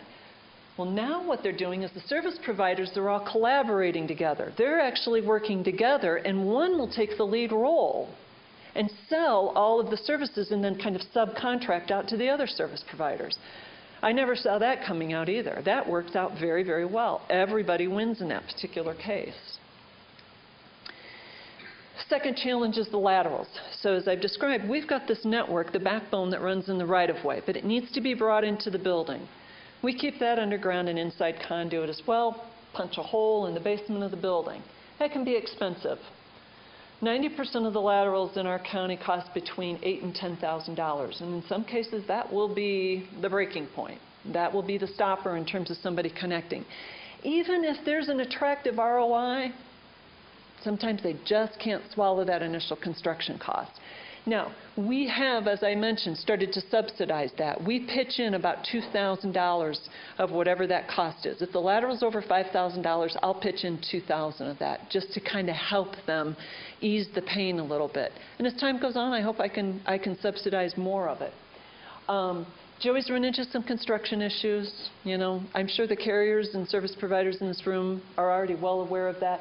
Get into permission and authorization. Who owns the building? Is it the tenant? Is it somebody else? Is that person that lives out of town? We have a lot of out-of-town building owners. Instead of mice and men, I call it of mice and ice. Construction is not only the problem that happens even when the fiber is underground. So it's not always a fail-safe way of doing things. We've had a couple of instances. One is that, as I mentioned, we pulled fiber through existing city conduit. Well, one of the places along one stretch of road, the conduit had started to get pushed down further and further. Water came into the conduit. Normally you say, well, that's not a big deal. Water doesn't affect the fiber. It wasn't pushed down far enough that it was below the frost line. And we had a particularly cold winter.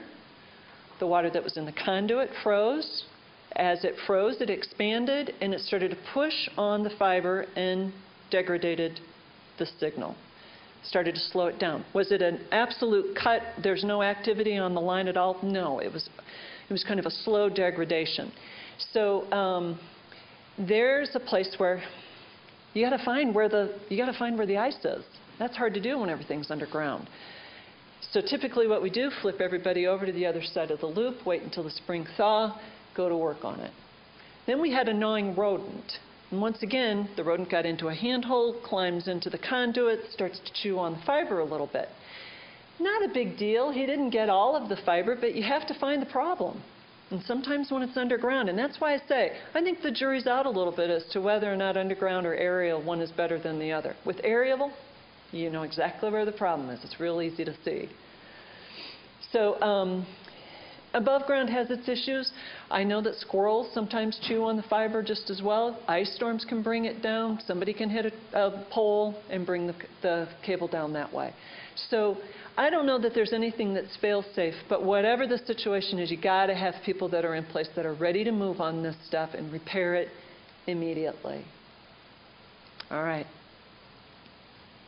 This is for after lunch. So what questions can I answer at this point? Get your microphone. So I've got a two-part question. The first part of the question is, being a network provider, we have a lot of maintenance, upgrades, things that we do on a day-to-day basis. There will be upgrades. There will be cut cables. It's just part of life. We've talked about that. Are you proposing a staff that would maintain that network? I'm not proposing anything. I can tell you how we do it in St. Joseph County. I can also tell you that there are different models out there that are in place. St. Joseph County, specifically St. Joe Valley Metronet, we don't have a staff. We have a contractor. So we've got somebody that is on staff ready to do that. We have a contract set up for the 24/7 monitoring.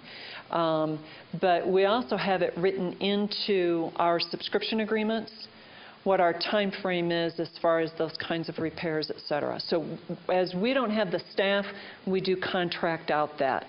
I know other communities will partner with, it may be the local utility company, it may be the local government, it may be a university. So there's different ways to skin that cat. Okay, second part of that question. So here in Montana, we have 2 seasons. We have winter and we have construction. Typically, as soon as the ground thaws, the shovels and the backhoes start hitting the ground pretty hard. We deal with cable cuts on a consistent basis through that season. And, you know, we try and reinforce our network, as you have mentioned, in a redundant manner to combat that.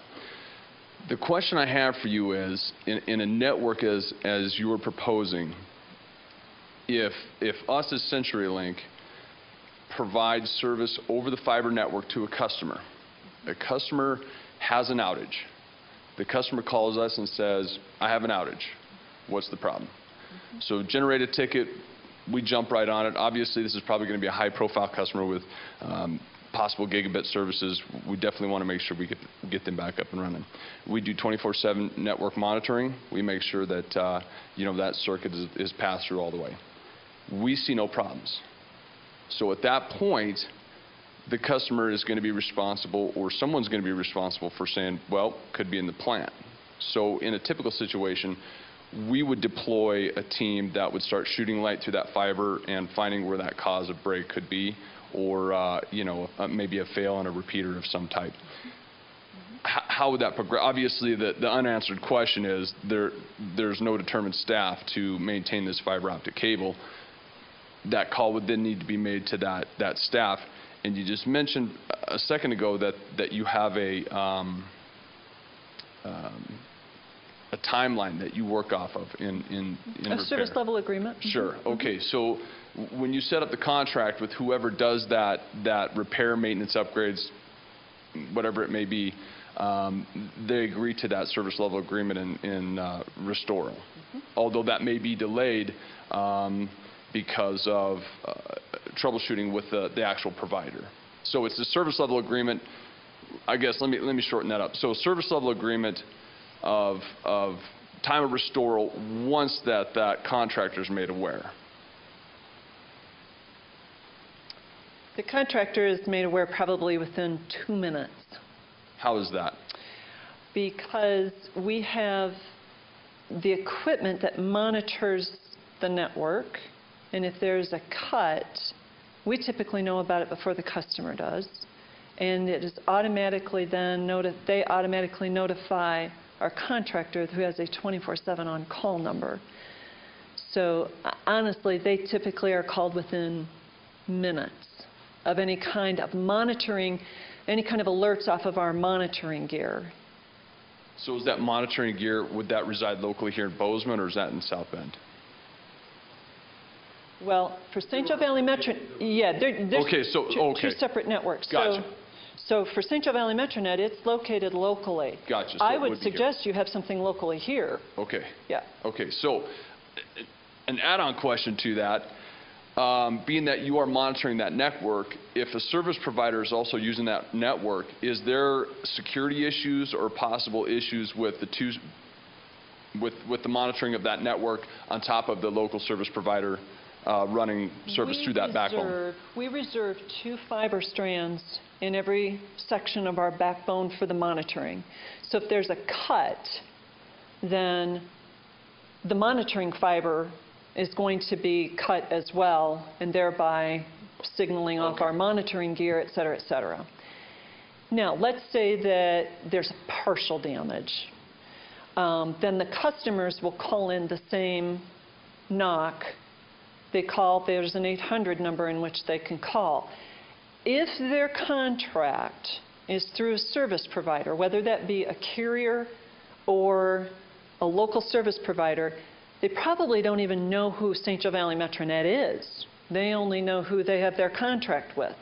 So that's where the service provider or the carrier becomes their first point of contact. Okay. That service provider is then going to say, well, hang on, I'm looking at the rest of my network, other things seem to be okay. They will always do some troubleshooting. They're always going to look at some of their own equipment first, but at some point, and what we're trying to get them to the point of, as soon as you have a service interruption, even if you don't know exactly, is it your equipment or is it the fiber, call our knock. Because it's all going to add up and it's all going to solve a mystery here as far as where it is. And it's going to get solved a heck of a lot sooner if we can help. So with the initial cost of investment, does that also cover the cost of the network operating center, the monitoring center, aside from, along with the fiber? Yes. So our monitoring gear is kept at Union Station where our loops start and end. That's where the monitoring gear is kept. Just through an internet connection, then there's a connection back to the Network Operations Center. And then they have the list of numbers of the people that they need to notify in the event that the monitoring gear is sending off an alert that there's a problem or a customer has called in. And that is all funded as a part of the same project. It's not a separate funded project. Correct. That's Okay. all part of those operational costs. So when I say we collect subscription fees, it's either going to go towards operations or capital expansion. Okay. Yeah. Thank you. Yep. Yep. 5 minutes. Any more questions?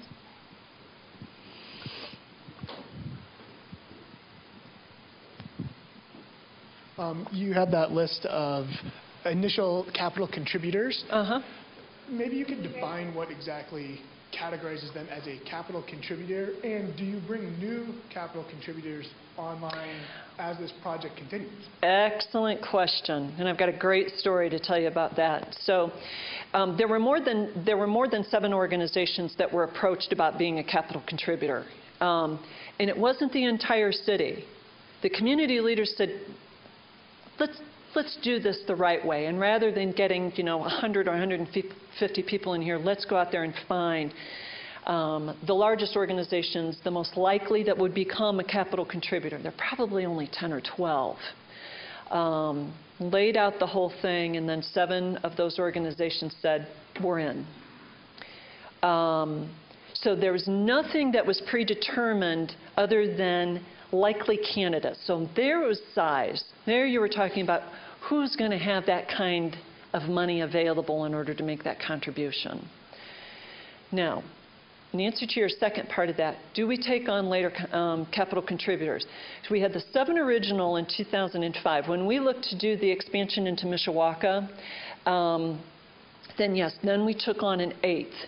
And the reason being is that there was the media company, Schurz Communications, was moving out of downtown South Bend and moving into Mishawaka. And they wanted that connectivity in a bad way.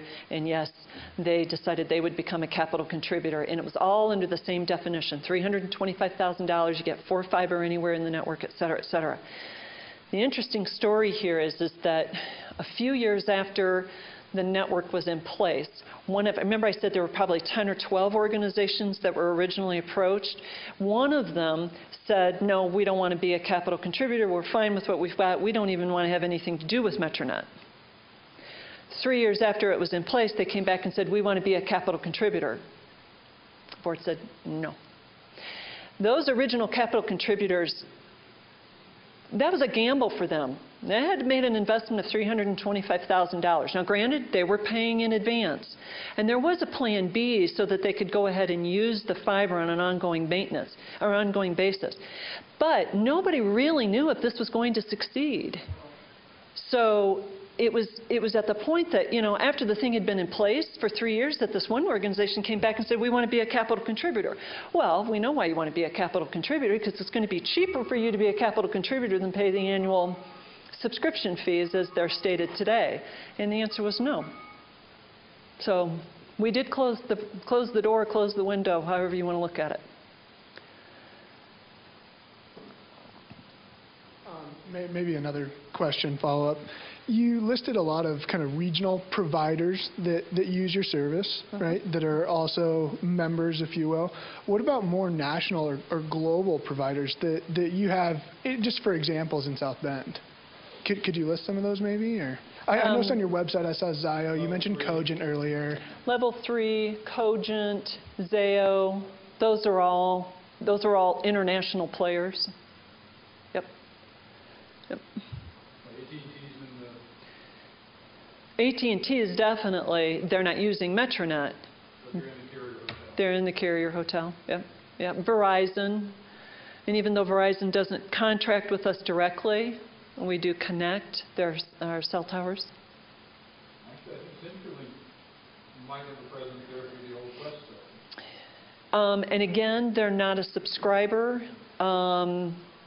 Quest was very close to contracting with us for a connection into Bosch. Bosch used Quest all over the country, and it really came down to about the 11th hour, and Bosch announced that they were closing up shop in South Bend. So, yep. Incidentally, along those lines, of all of the subscribers that I've had that have canceled, it's because they have moved out of town. So there's probably been 4 or 5 of them, but I have lost no subscribers due to dissatisfaction with the service provided.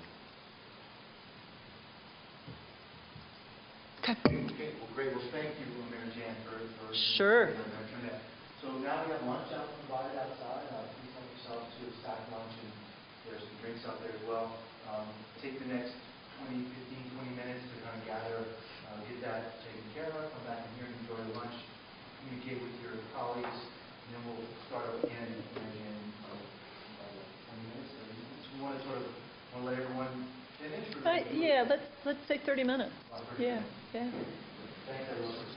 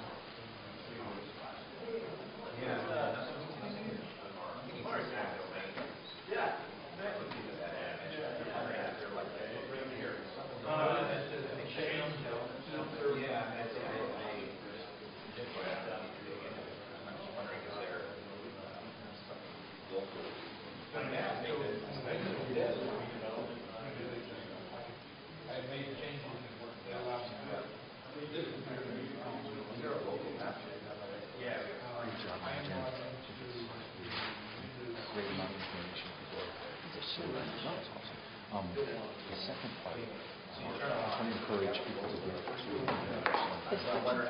Oh, yeah. Oh, yeah. Yeah. Oh, I will. I was kind of setting everybody up with their lines of down a little bit.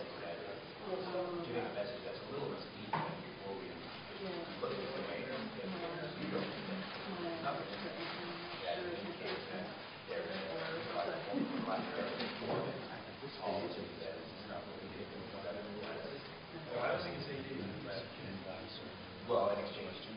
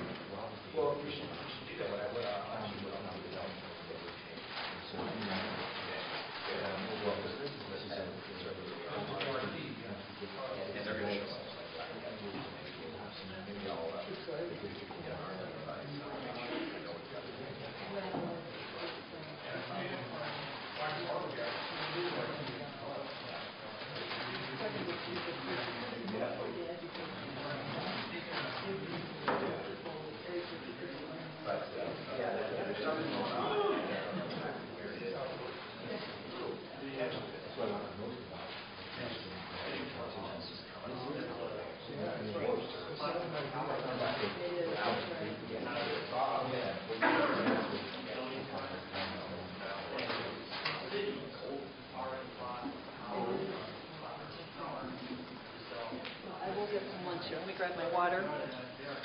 Thank you for the refill, by the way.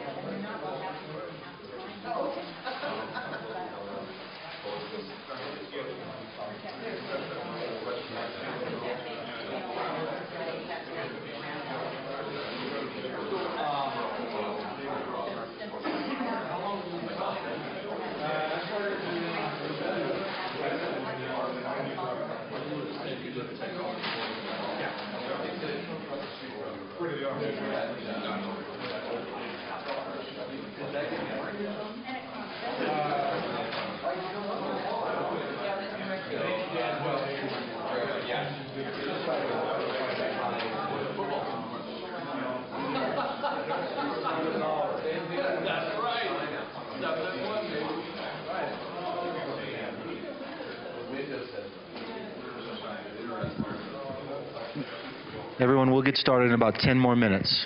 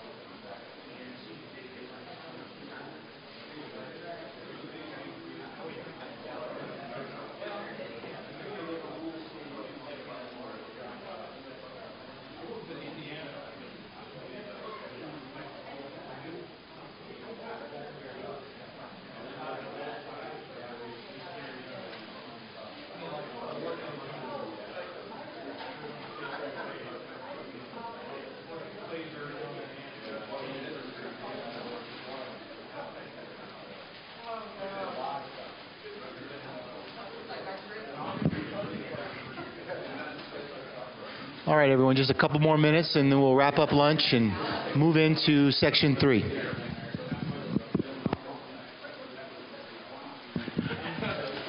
Thank you, Mary Jan. What I said was, in just a couple of minutes, 2 minutes, we'll be wrapping up lunch and moving into the next section. Thank you.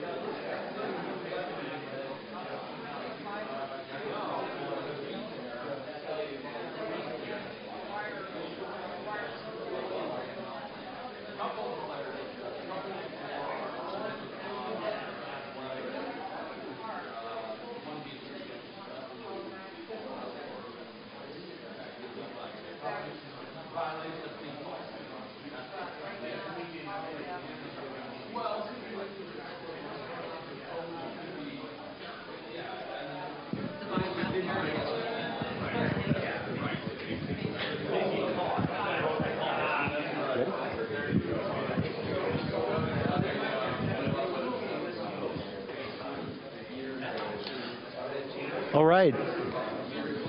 All right, everyone. I even gave you 5 extra minutes, so I was feeling lenient. So we're going to get on with the second part of our workshop. Once again, thank you for joining us and sticking with us through the lunch. That lunch was provided by Clark's Fork. If you've never been out to the Clark's Fork restaurant on North 19th, it's definitely worth the stop. So thanks to Clark's Fork. All right, so if everyone can get back or get yourself comfortable, I'll turn it back over to Mary Jan for part 2. Mary Jan, do you want to talk a little bit about what we can expect in the next portion of the workshop? Sure. So you've listened to me long enough, and I've described to you a model, one of, I think, many different kinds of models for deploying high-speed bandwidth, cost-effective kind of infrastructures that are being used for economic development. So you've heard me describe what we did in St. Joseph County. You're going to have a different environment here. You may have different needs. May or may not be a carrier hotel, may not need a carrier hotel. May not have conduit, may not need conduit. So there's just a lot of different aspects to think about it. But I think what we were kind of hoping, DeWitt and Britt and myself, when we were talking through this, is how can we start to get this community thinking about what would be an ideal scenario for Gallatin County in terms of being able to serve the community, serve the region in a way that's going to promote economic development. And this is where you have to kind of think not about just your own organization, your own business, your own situation, your own government. You have to look at the bigger picture. What's really going to be good for the community? Because, you know, it's as the tide rises, all boats rise, that kind of thing. You really want to make this something that's going to be beneficial. And it's not, again, just about the economic development. It's also about the social development as well. You can even go so far. You know, one of the things St. Joe Valley MetroNet never really, I shouldn't say never. We think about it. We talk about it from time to time. But it's more in residential service. We haven't gotten into any kind of residential. We're still in the aspect of being able to get businesses to grow and to get more businesses into town and that kind of thing. More people employed, re-employed after the recession, getting our tax base back up, getting the housing market back up where it's supposed to be, et cetera.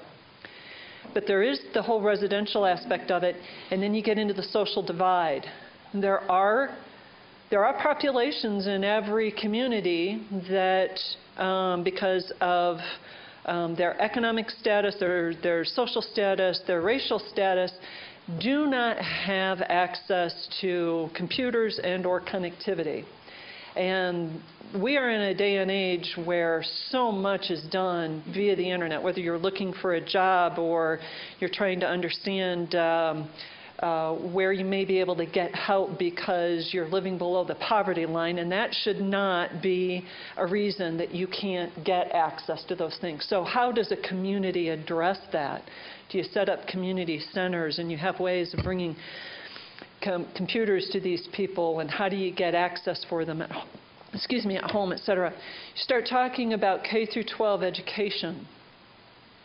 So some schools around the country, I don't know what the situation here is in Bozeman or Gallatin County, but you know, they talk about 1 computer per student, so that in some cases they aren't buying textbooks anymore. All of the learning is being done on a project basis. Geography is now being done through the internet, et cetera. Well, that's terrific. Part of it is that you want the child, the student, to be able to go home and to be able to do their homework from that computer. If they don't have access, if they don't have a network access, internet, it's going to be difficult for them. So those are the kinds of things sometimes that you have to think about. And our school system is an economic driver for a community, absolutely. You want to attract businesses into the area, you need to make sure that your public school systems are in a good place, that they're attractive and that they're graduating kids, et cetera. South Bend's got a real issue there. So, yeah, we've got a lot of work to do in our K-12 schools. So those are just kind of some of the things to think about. The question was raised earlier today, if I'm proposing that there be, a company that would be set up in order to maintain a network. That's a very good question. If Gallatin County had some kind of a network set up, how would it be maintained?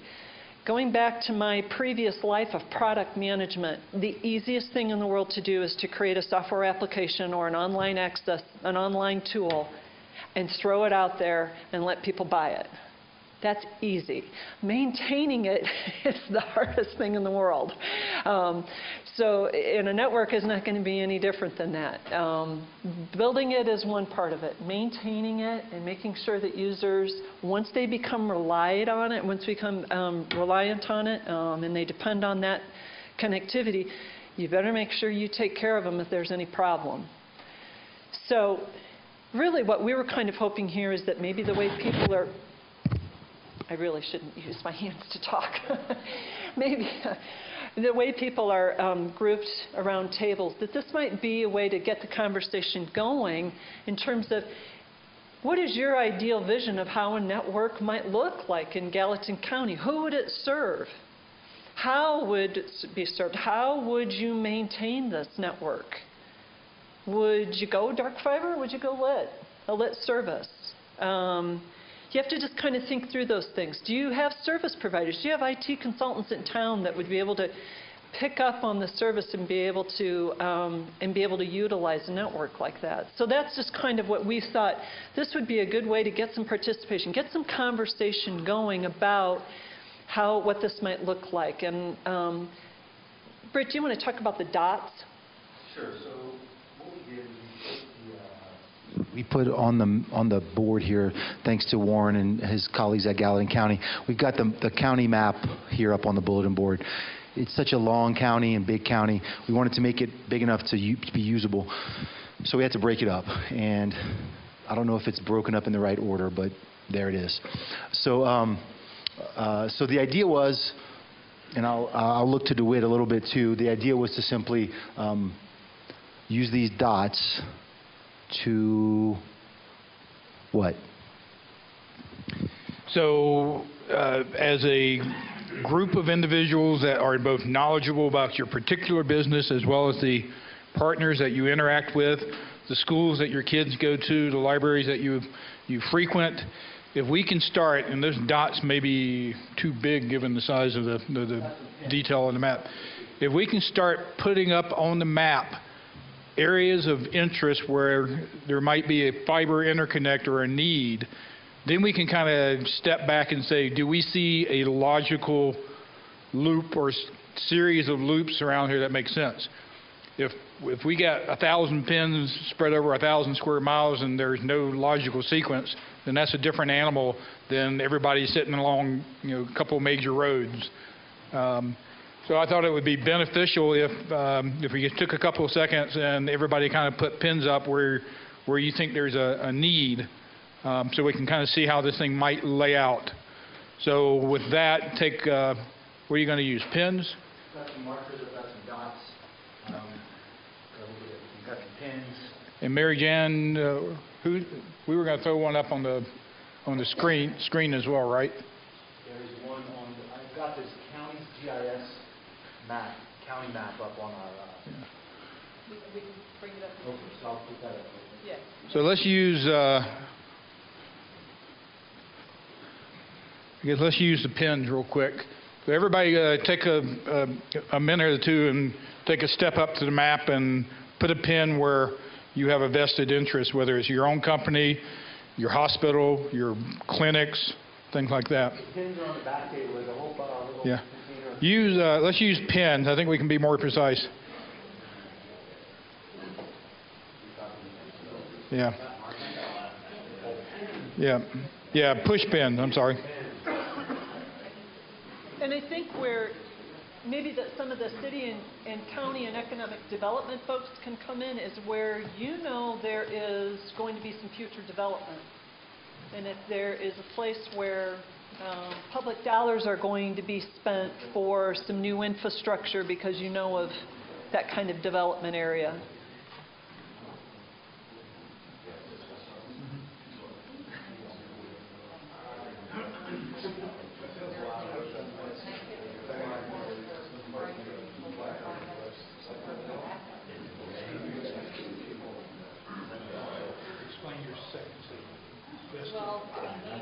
Okay,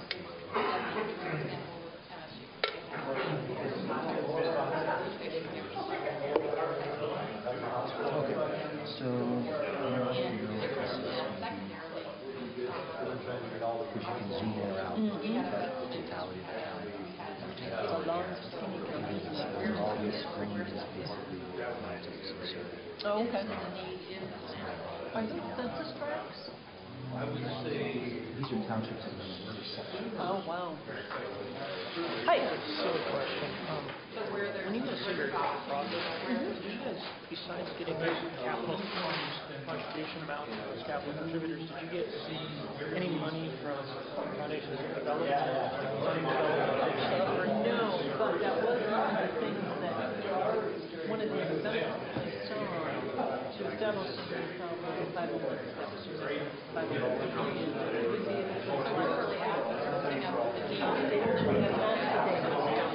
And the reason, the motivation for asking is that our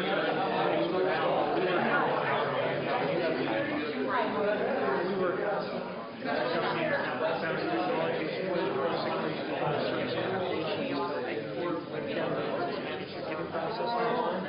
but I mean that's kind of a side note. But so we're just kind of always curious about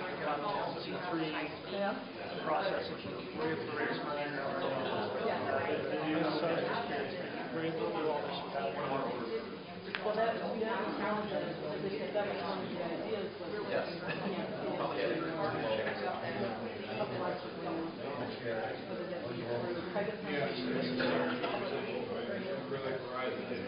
we have not yet. One of the ideas I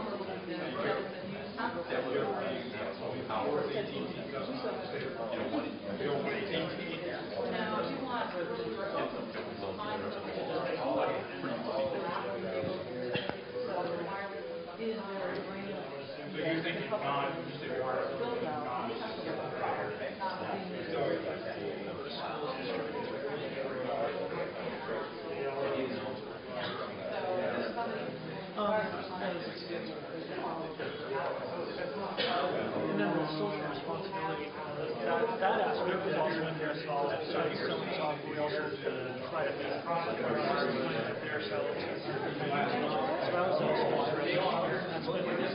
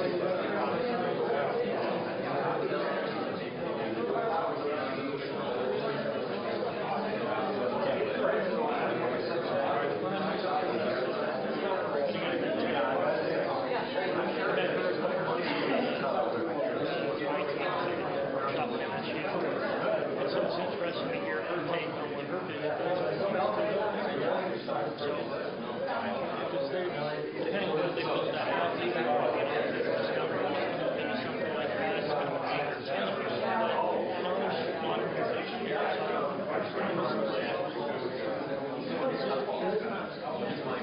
it's your first time up here? Like it?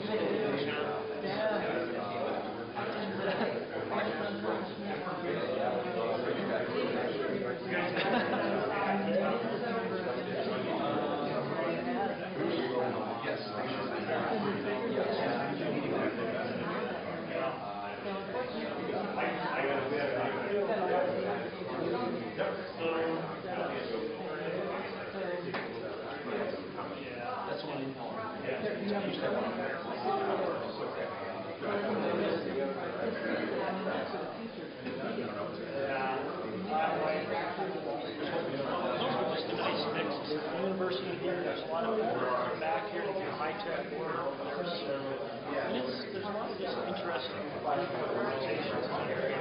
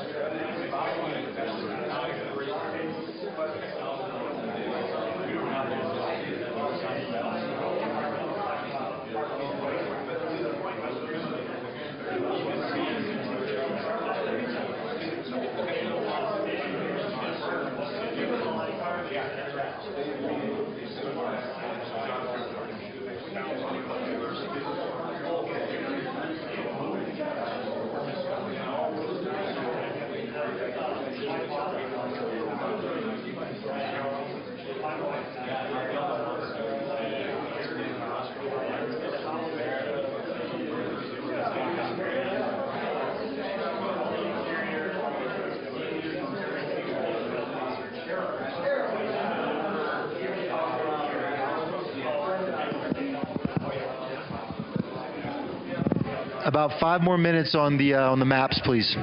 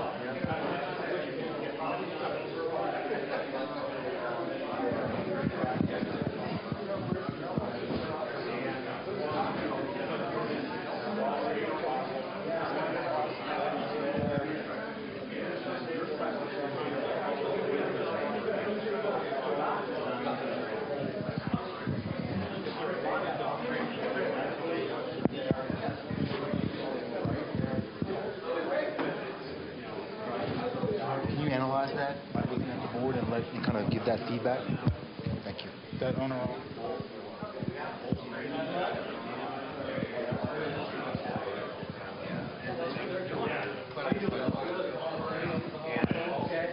Okay, let's see what we got back here. We have a bunch of push pins on a map.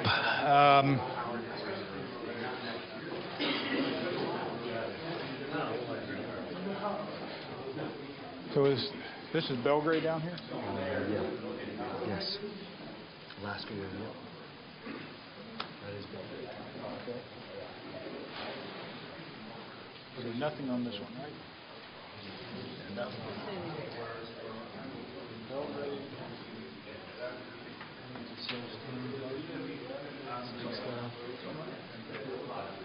What is? It's West Yellowstone. Oh. Not much going on. Yeah. So who's this poor guy down here? This is, yeah, it's West Yellowstone. The airport. In West Yellowstone or in Belgrade? No, West Yellowstone. Yeah, okay. This is West Yellowstone. This is the airport that's service. Yeah. This is Big Sky. So this is all south of us. Yeah. Here's the Bozeman area.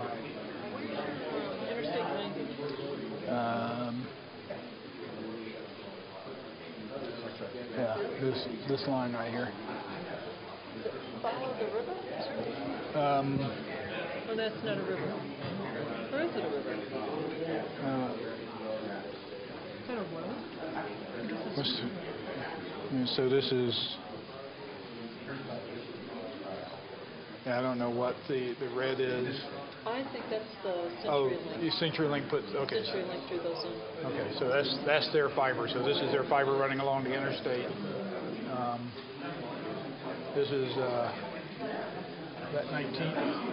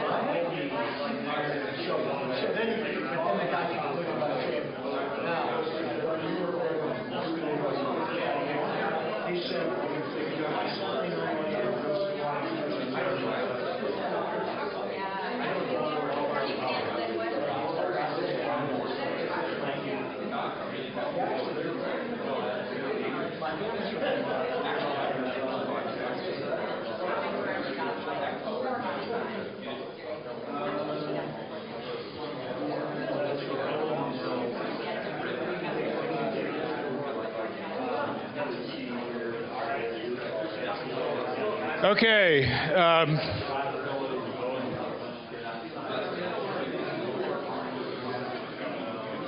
Let's refocus here for a second.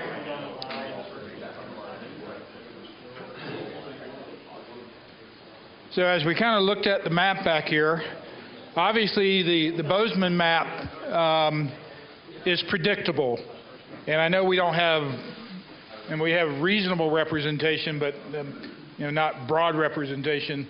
But obviously 19th Avenue.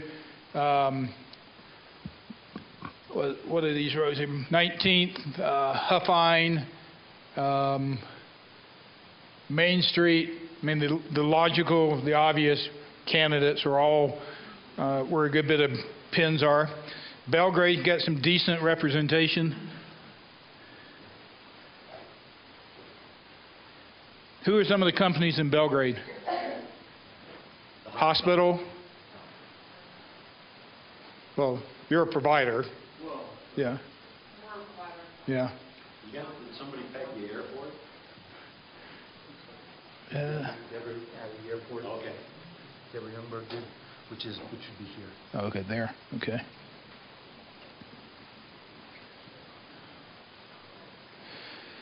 How about the needs? So what are we talking about? Are we talking sub 100 meg for some of you guys, gig for some of you guys, 10 gig for some of you guys?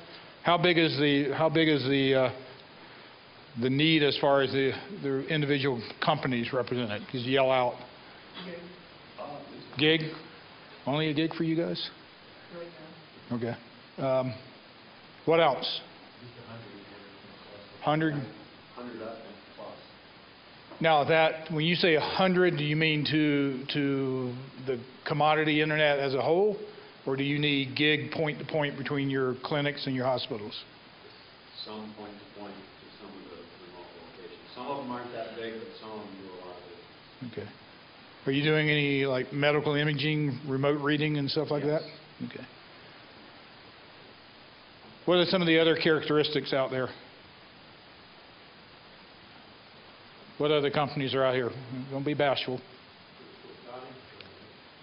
And what, describe your typical need. Well, I don't have to do for Okay. I'm thinking scientific areas in manufacturing and scientific.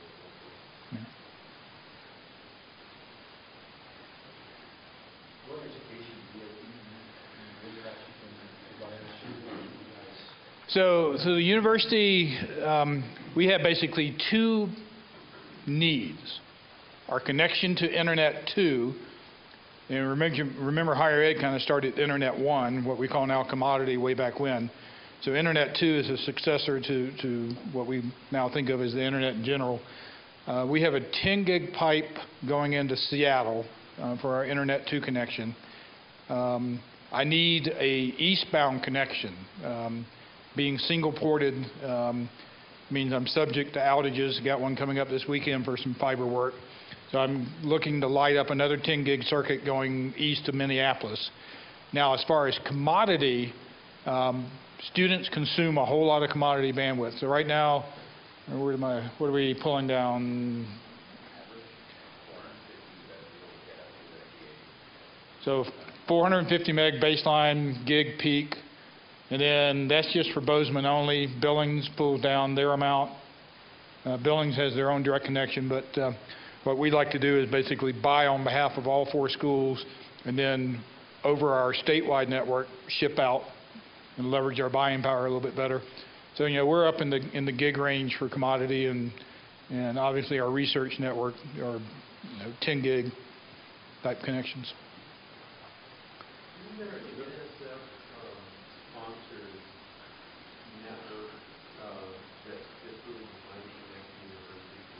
That would be Internet 2. Yeah, that's Internet 2. Yeah.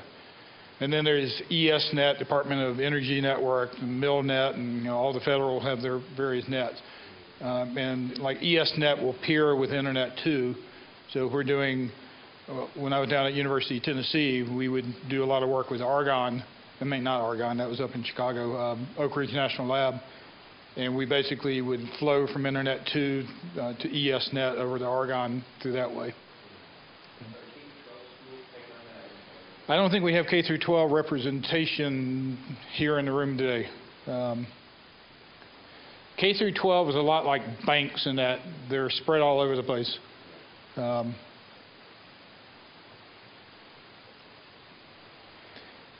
So the go forward is, I guess, for Britt, where you go, Britt? You over there?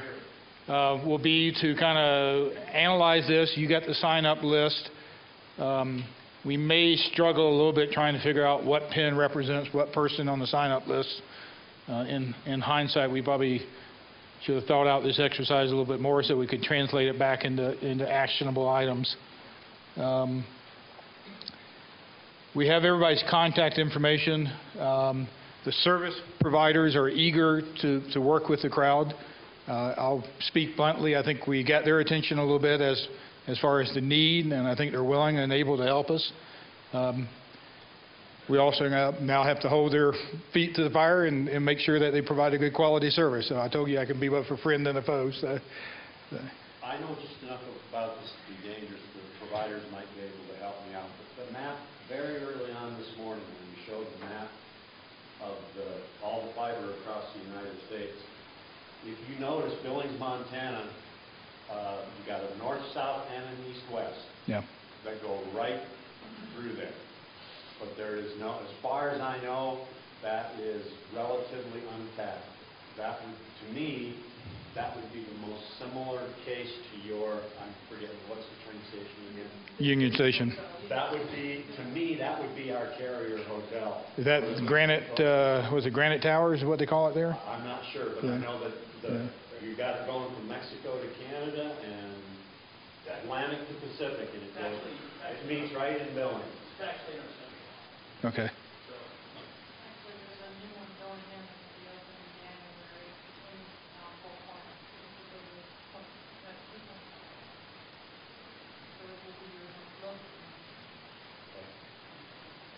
And so that's going to have east-west fiber. What are you going to have north-south? We'll have to go east-west to go north-south? That's why Billings. Yeah.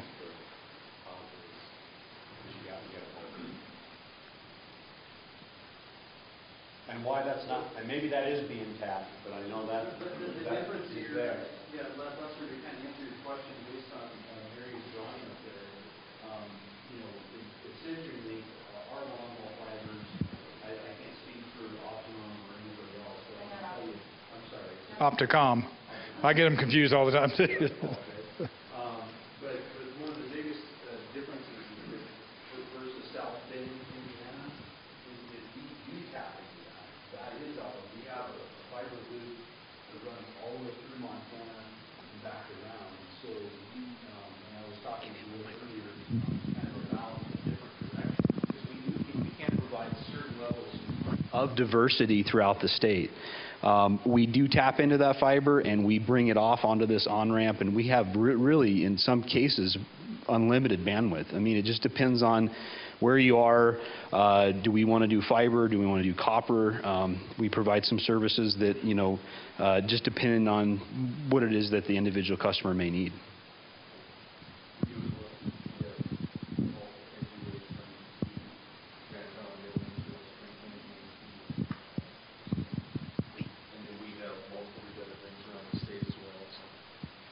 End of sentence. My name is Visioning.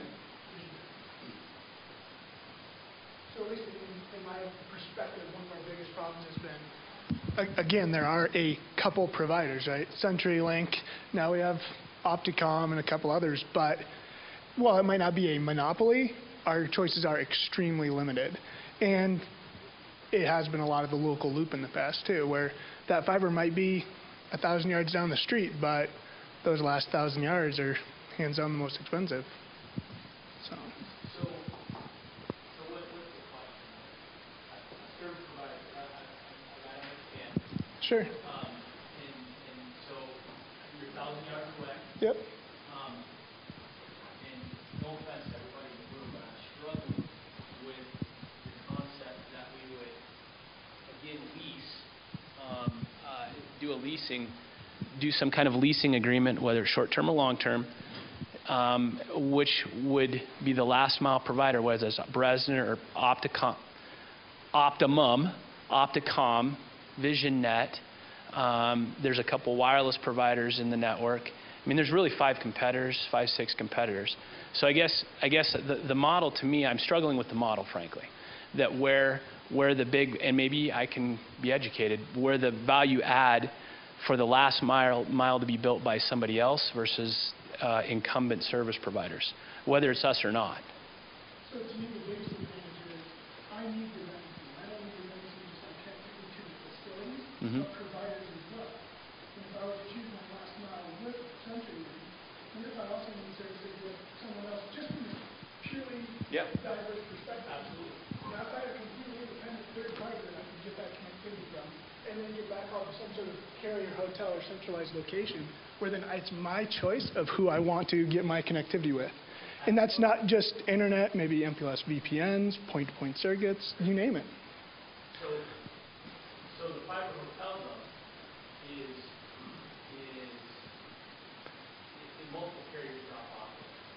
There's also multiple carriers like ourselves that go directly back. So an Opticom doesn't necessarily travel on our network.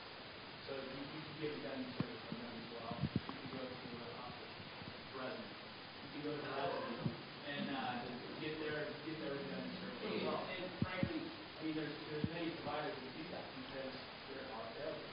So I mean, I fully appreciate what you're saying. Right, and absolutely you can do that. But now, who's paying for those costs to get that last mile there? And that's my question. Maybe I need to be educated because the way I see the for-profit piece of this playing out is you're still incurring the cost. Whether the last mile is paid directly by you in that leasing agreement, or whether I'm providing the last mile but I'm leasing dark fiber from someone else in order to provide that, so I save myself construction. Right, but I'm saying, like, what if those facilities aren't there at all? So someone has to build them out. This might be a way to help subsidize those costs for those companies. Right? Because they did say that they would help subsidize a lot of those initial installation fees. With capital investment, right? No, with all sorts of them. No, she said they're helping subsidize, they stop opposing. Well, yeah, obviously, that's just an example. But remember, so they've reached critical mass where they have enough of a subscriber base now, and they're a non-profit, so it's not like they have shareholders that are returning. They're not totally non-profit, they also have for-profit side, right? Some of them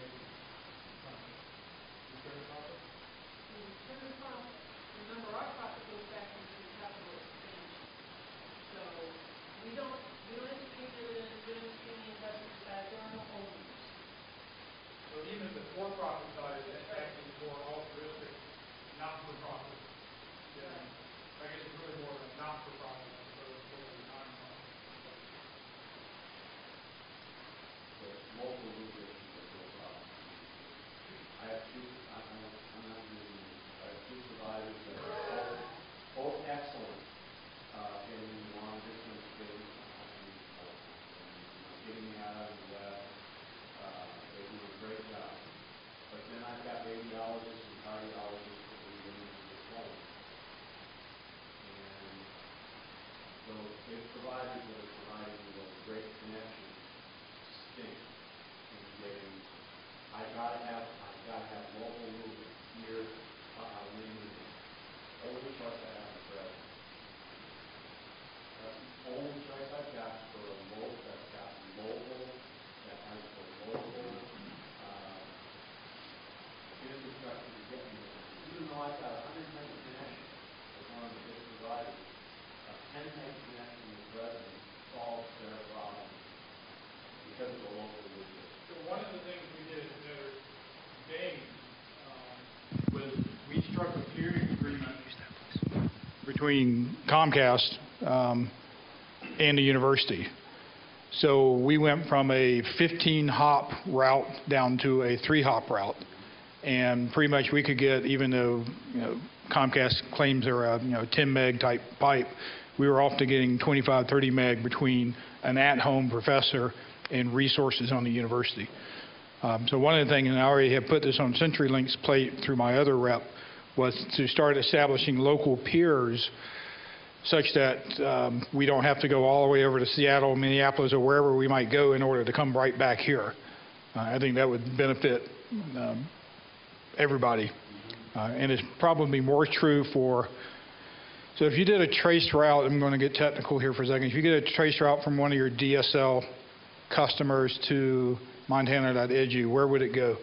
Would it stay pretty local, or did it bounce up down to Denver, or where does it go? It depends on what carrier you use. The two that are doing a great job for us, one of them, I've 3 hops to Seattle. That's, well, I know, 3 hops to Seattle. The other one's about 5 or 6 hops to, where do you peg me?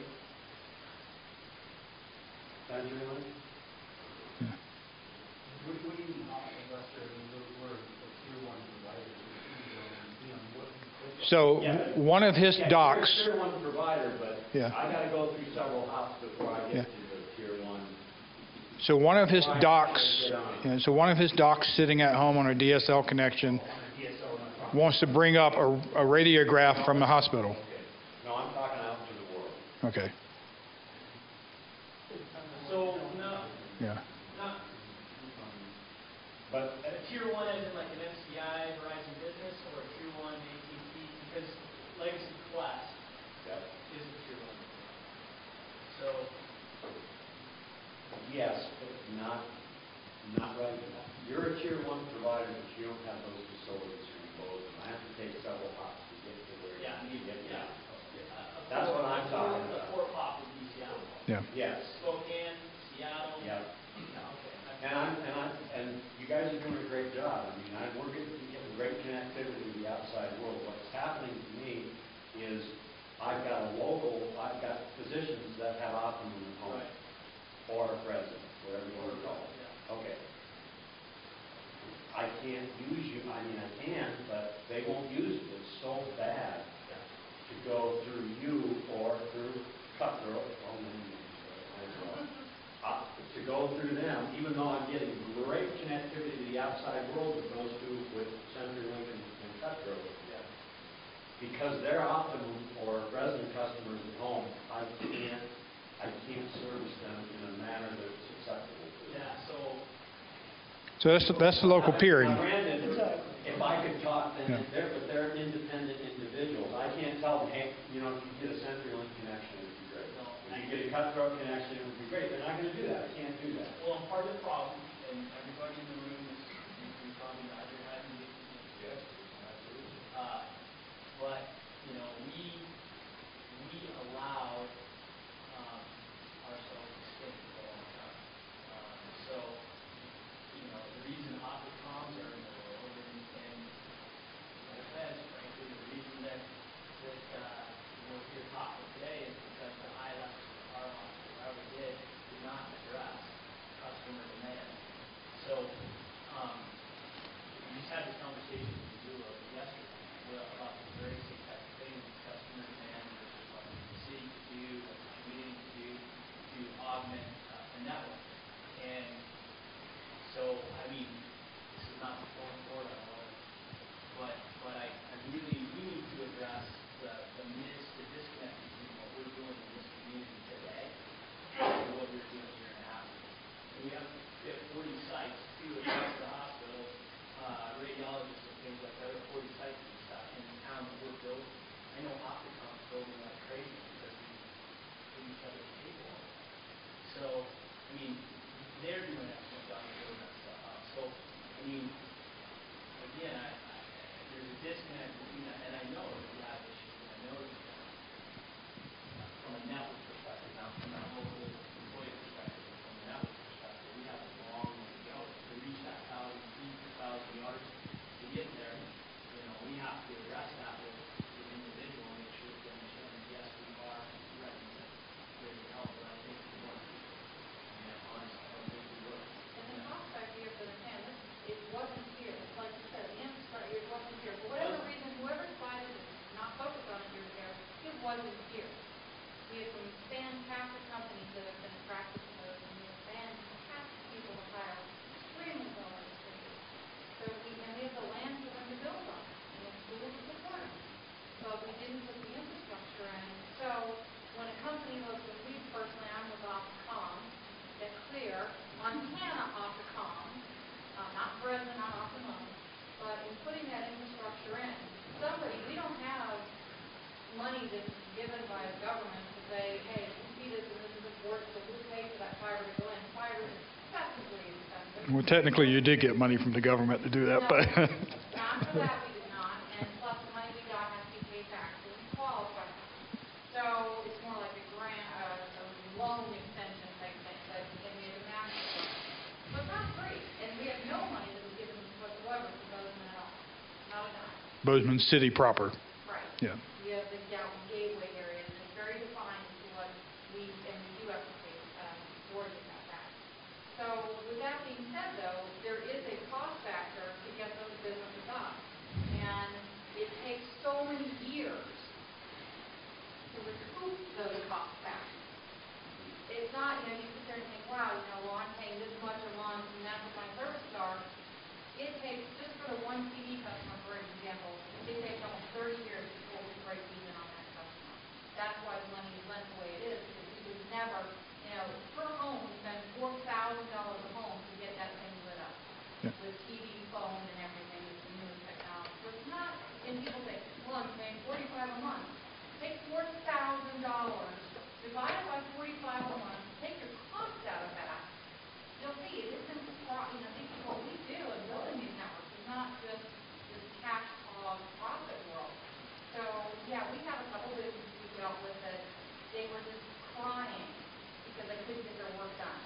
And so we have gotten them lit with fiber and Bozeman, and they're finally back productive in their growth. But they did pay for the last mile because they thought no other way to get lit. So they did have to pay for that last mile. But it was worth it to them to look at the growth of their company. And yeah, eventually other people will get on to that last mile. But without that teamwork, it's not like that money just rains out of the sky. So for the 7 founding members in the St. Joe Valley MetroNet, we each anteed up, was $325, wasn't it? Ended up being less than $1 million.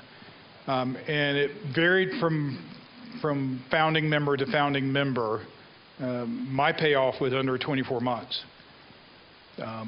But we were probably the biggest customer in the area, and it was easy for us to justify it.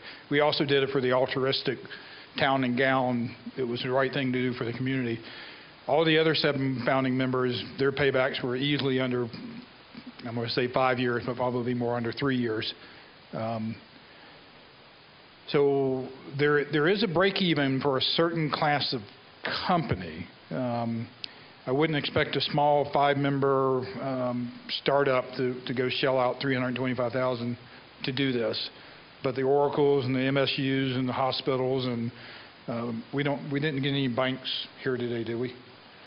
I would imagine some of the banks and whatnot. I would be bet our needs are such that we either need to sit down with you guys and come up with a deal that works or do it ourselves. But no is not an answer. I mean, we definitely have the need, and we got to figure out the solution. Well, you've got some fantastic players in this market. I can't believe we don't get the right. We have Oracle, we have Exo, we have several different firms. We have the Bill Gates, who really believes in business coming to Bozeman. That we couldn't get the capital raised to actually put this. You've got to get conduiting, you've got to get fiber, you've got to get packaging, you've got to get splice. Yeah. Cheap venture. Yeah. Yeah. Well, and I think you just have to look at it from another perspective. I mean, it's not, in my perspective, all it is enabling the local providers to have a larger footprint, right? I mean, it's helping you guys also offset those costs, so you're not taking on that whole burden, right? And the customer isn't either. It's a joint effort to maybe we can all offset those costs, and it provides benefit to everybody, be it a provider who's making money off that service, or a customer who's getting better service. So it's not, I don't think there's this competitive thing, like why shouldn't we just buy the service from CenturyLink? It's, why don't, if we all came together and jointly paid for this, how would it benefit everyone?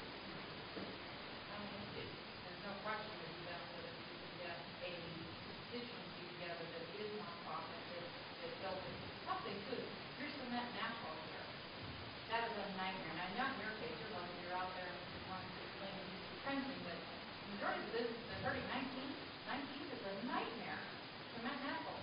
Technology doesn't like cement asphalt.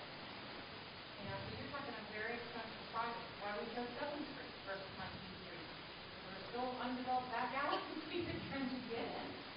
The reason we chose to be 19th Street. In South Bend, it sounds like you had access to conduits, and I don't know who's using them, and I don't know what their situation is. That would be Doesn't sound like there's much conduit in the ground around here.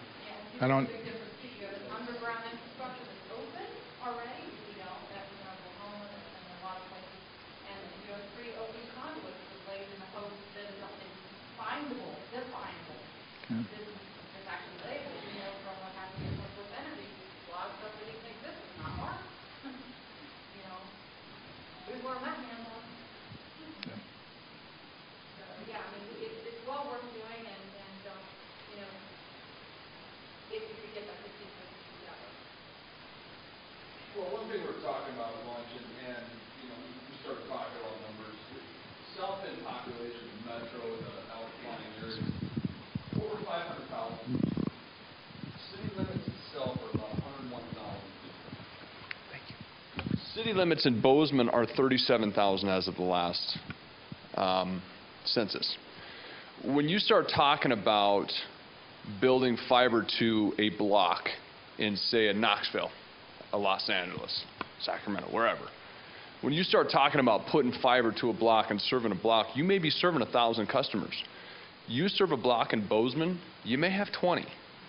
And so when you start figuring out those incremental costs and what goes along with it, there's a lot more to consider than, oh, well, let's just build a fiber network.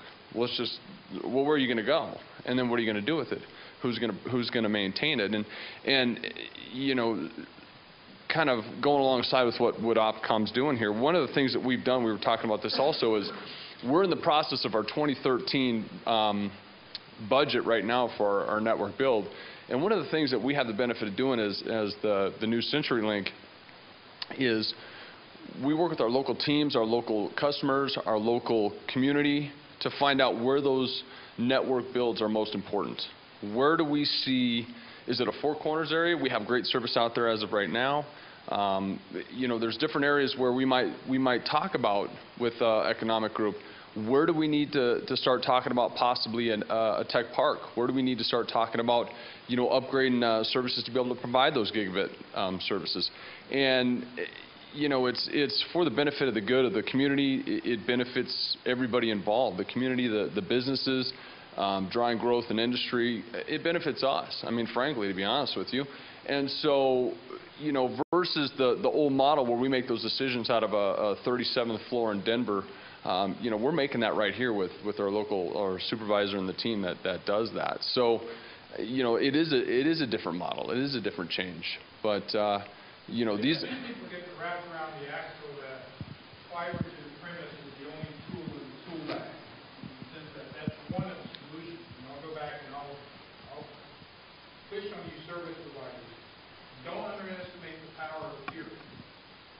So if CenturyLink and Opticom and Optimum and everybody would start establishing peering relationships with the schools, with the hospitals, with the banks, then you would have a whole lot easier time selling your last mile services to the smaller places, whether it be our at-home doctor, at-home professor, our small branch banks, whatever, because it's a much more efficient route to get to the corporate resources than having to go bounce around Denver or Seattle or whatever.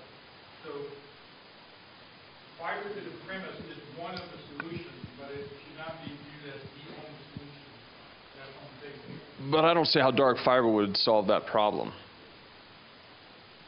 Well, they're two totally separate conversations. I understand what you're saying about, you know, about the jumps and the you know, all that. We understand that, but you know, the main reason why we're here is to talk about building a dark fiber network, and that doesn't fit into the conversation. So.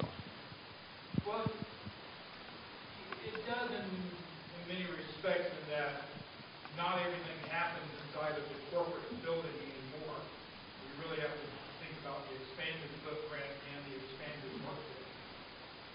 So I think it is a multifaceted solution that we have to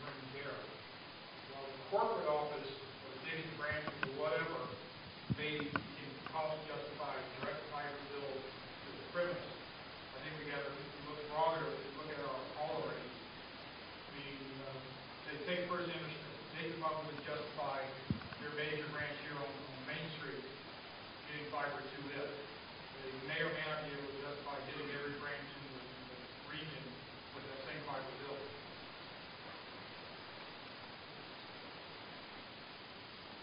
So how would this group like to see Britt and his team go forward? I'm going to keep service providers out of this part of the conversation. Jumping off the cliff is not an option. No, because I think we will come back and work with the service providers, but with much more clarity of thought and more of a unified front, as opposed to everybody just kind of hitting you piecemeal and not presenting a coherent thought or argument or anything like that.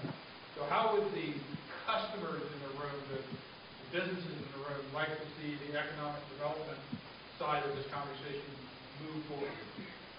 You know, I don't think I would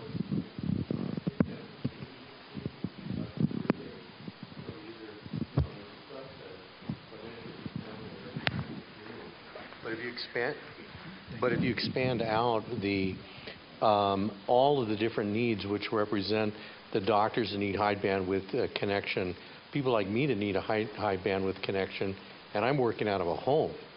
Then there are lots of businesses aren't represented here, but actually having a survey, find out who needs what sort of bandwidth people need, and maybe capture their location. Then that map really starts to light up, and you start seeing the economic viability for all the different participants. And there's this intangible thing which I think has to do with something I'm really involved in, and that's really stimulating the startup community in Bozeman. And for a large number of these companies, this is the lifeblood, and it's an attractor to Bozeman for new businesses, and it has a lot of value. So I think maybe just doing a online survey. So what's your role?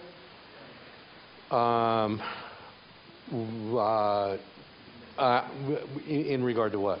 Well, I never met you. I don't know your name or what you do. So. I'm an entrepreneur. I'm helping to build a startup ecosystem in Bozeman. So if you saw something like South End Metronet in the Bozeman area, you would have an easier time convincing firms to come out of California to Seattle. Absolutely. Oh, I think it's a critical component of growth in the city. I think all of the organizations are getting by in what they can get compared to what could be provided in cost effectively could make a huge difference. So I think the city is really poised to blast off and really have quite a maybe like a Boulder type phenomenon here, and thanks in large part to the work that Oracle did in kind of putting the place on the map, at least in terms of technology. So the suggestion just was to do a bigger survey than just the people in the room, and which could be done electronically pretty effectively. Yeah, we probably would need everybody's help and kind of crowdsource that a little bit in that. Even as we were trying to get the invite list to put together for this, we found that we were a little bit challenged knowing who all the contacts were and what have.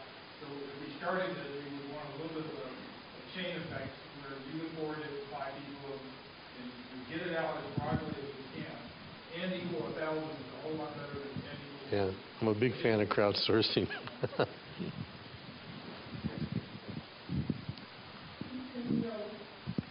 what you're saying, you started a very small project, and as you expanded over building it, you can't build this in a year or a day. I think it would be interesting to see just what maybe an initial footprint would be and to analyze the cost for what that would be. I mean, in South Bend's example, there was a lot of conduit that they could already use. We might not be in that same situation. Initial capital contributions could have been $2.3, $2.5 million in their case. We don't have a lot of those services. What if ours is 2-3 times that? Is it even feasible? At least I don't have any idea about that right now. So to me, those are numbers that I would like to see. Because before the city and the county stepped up, the capital contributions were And those organizations still raise their hands because we're on board. I mean, just the issue. So people like this, like $200,000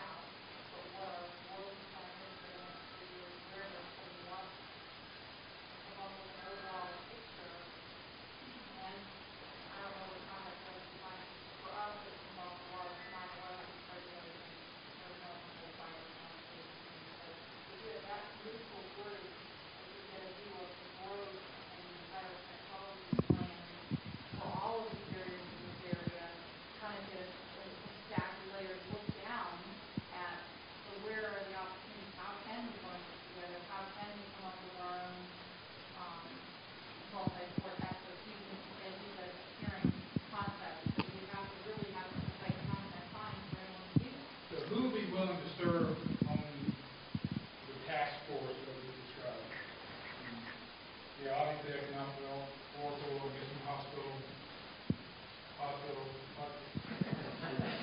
MSU, Innovation Campus, etc. I don't think you can have a provider service. Yeah, I think the point was, I think it needs to be user-based. Yeah, it would have to be, so I think it needs to be corporate driven and city driven. And it has to be people who are very much, in order for a building to come to be willing to release some unique 9/11 regulations, they have to be, very much sworn to confidentiality and secrecy to their own view to develop a neutral map that's non-defined, because again, 9/11 doesn't allow that kind of what we produce over the airport, but say, this is how we could create that here, this is how we could create this infrastructure, this is what really exists, and what, like our plans, we already have our plans all the way out to 2015. We know exactly where our TOs are going, where our fiber is going, no one else does, but we do. So if you have that, I'm sure Century does. Let's ask Mary Jan how they did it, because it works for them. So let's ask her how they came up and solved that problem. Well, I think I see a marked difference here in Bozeman than what I believe took place in St. Joe County. And DeWitt, you can probably talk to this as well. There was really only one carrier, and I will name names. It was AT&T. AT&T wasn't going to play. They were not going to play. They saw this as a real threat. And I'm not hearing that among you guys. What I'm hearing is that there's an opportunity for collaboration in making this work. And maybe part of this is because you are rural and you don't have those densely populated areas. And as I said this earlier, that's where communities like ours are going to lag behind because we don't have the population density of a major metropolitan area. And therefore, any company that has to look at their business model and has to make a certain rate of return, they're going to have a tough time on that because to build out is expensive and they're not going to serve as many people. So I think what I'm hearing, and based on DeWitt's comment on this peer-to-peer relationship, I don't think you're going to have the same situation that we had in St. Joe County. We had no choice. There wasn't any cooperation or collaboration with the local, with the ILEC.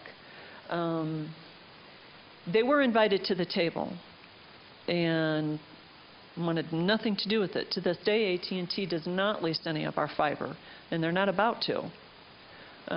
They tried to stop it. Their contention was that public dollars were being used to compete in the private space, which was absolutely not the case. There was not one single dime that came from either of the cities or the county. And again, I think it is important that you can add color to this comment, but the population of South Bend has been brought up a couple of times. But I remember you telling me that as you looked at our diversity of our companies and whatnot, I think you made a phrase, gee, I wish we were as diversified as you guys are in Bozeman. I think St. Joe County would love to have the kind of companies that you have in Bozeman. As I said earlier, we were very high in manufacturing, and manufacturing is leaving or it's going out of business. Not a good place to be. And from what I understand, you've got a lot of technology-based companies, pharmaceuticals. You're in a fantastic place to be. And I would think you would just be ideally suited for that kind of requirement. You've got the users in place that are dying for that kind of bandwidth. South Bend, we're trying to put the bandwidth in place to say, look at the things you can do with this.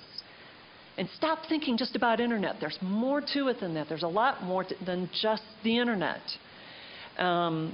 We're trying to get our companies to be more technology-based. We've got this innovation park. We've got Ignition Park. The tech parks. You're in a great place. You can make this work.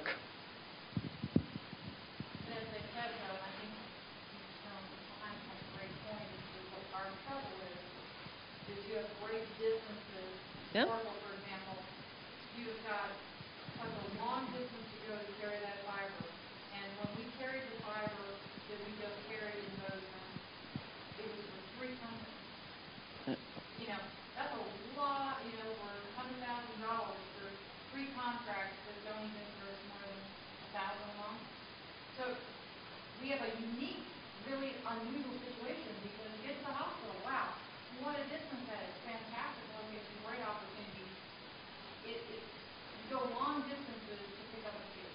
I can give you a user's perspective that can be slightly different. Because a lot of times you look at your metro area network cost as a prohibitive cost. Gee, I really love to do DR downtown, but add $10,000 a month for that giggy metro circuit, and it just doesn't make sense. But once you own it, and that's kind of a that is money under the bridge, or however you say it, then you can start saying, well, yeah, it makes sense for me to go do locate a DR site downtown, because I don't have to burden that business proposition anymore with additional metro costs. So I do think I think when the companies own the capacity, whether it's multiple strands or being able to do multiple lambdas over the pair that they own, then it changes our ability to think of things differently. It's not the, gee, I wish, but the, yes, we can type shift. I have sort of a question and a statement, and I don't know, I mean, from your experience, maybe you can that whether this seems practical, but there's a really exciting thing that's happening, which is based on crowdfunding. And what's interesting about crowdfunding is it provides an opportunity for someone with an idea to lay the idea out to the crowd, and the crowd, by investing in that idea, which is usually in exchange for a future product or service, votes on that this is important or that they care about it. And I know that in your experience, you focus on a small number of people who only have a lot of money and have a big need. But I wonder in a place like this where the cost is really an issue, whether you could use something like crowdfunding and spread it out across all the businesses, big and small, and all the different entities that could use the service, including individuals that might, for whatever reason, need a fat pipe into their house or whatever, and allow them to make contributions which could receive future benefits. In other words, you're voting with your dollars, and maybe you could raise a lot more money a lot quickly. So I guess the question is that practical in knowing how to divvy up the future, the future rewards of what the network would be? Because this would be a way where you both immediately get buy-in from the community and dollars to be able to think. So in South Bend, we had a crowd of 7. So if you look here, this is unfortunately the crowd going down here. But if you kind of look where the critical mass, I think the Notre Dames of the world would have loved to have 15 partners in there, and we only pay $150,000 versus $325. Now my payback would be quicker. There is a little bit of advantage in keeping it the right size in that everybody's going to bring their lawyers to the table and everything else. And so, I mean, the 7 we had were not only basing their decision on their internal rate of return, but also our larger altruistic economic development responsibilities to the area. So I think really the question is it a can of worms to something like that? Or would it be really beneficial to be able to raise a lot more money across the wide spectrum of a lot bigger early buy-in from the community from all the corners? I cannot comment on the crowdfunding. I don't know enough about it. I know that a neighboring county did not do crowdfunding, but they opened up the discussion to a very, very large group of people. They could never get that group to come together with the idea. Never materialized.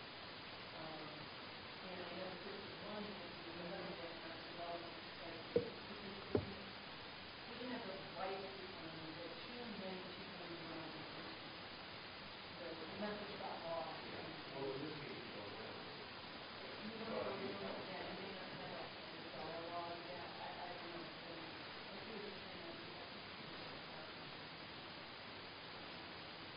So we got about 10 or 15 minutes left. So the go-forward strategy is to identify a handful of interested parties, whether it's 5, 10, 15, 20, I don't think we care at this point, to get together for a more intense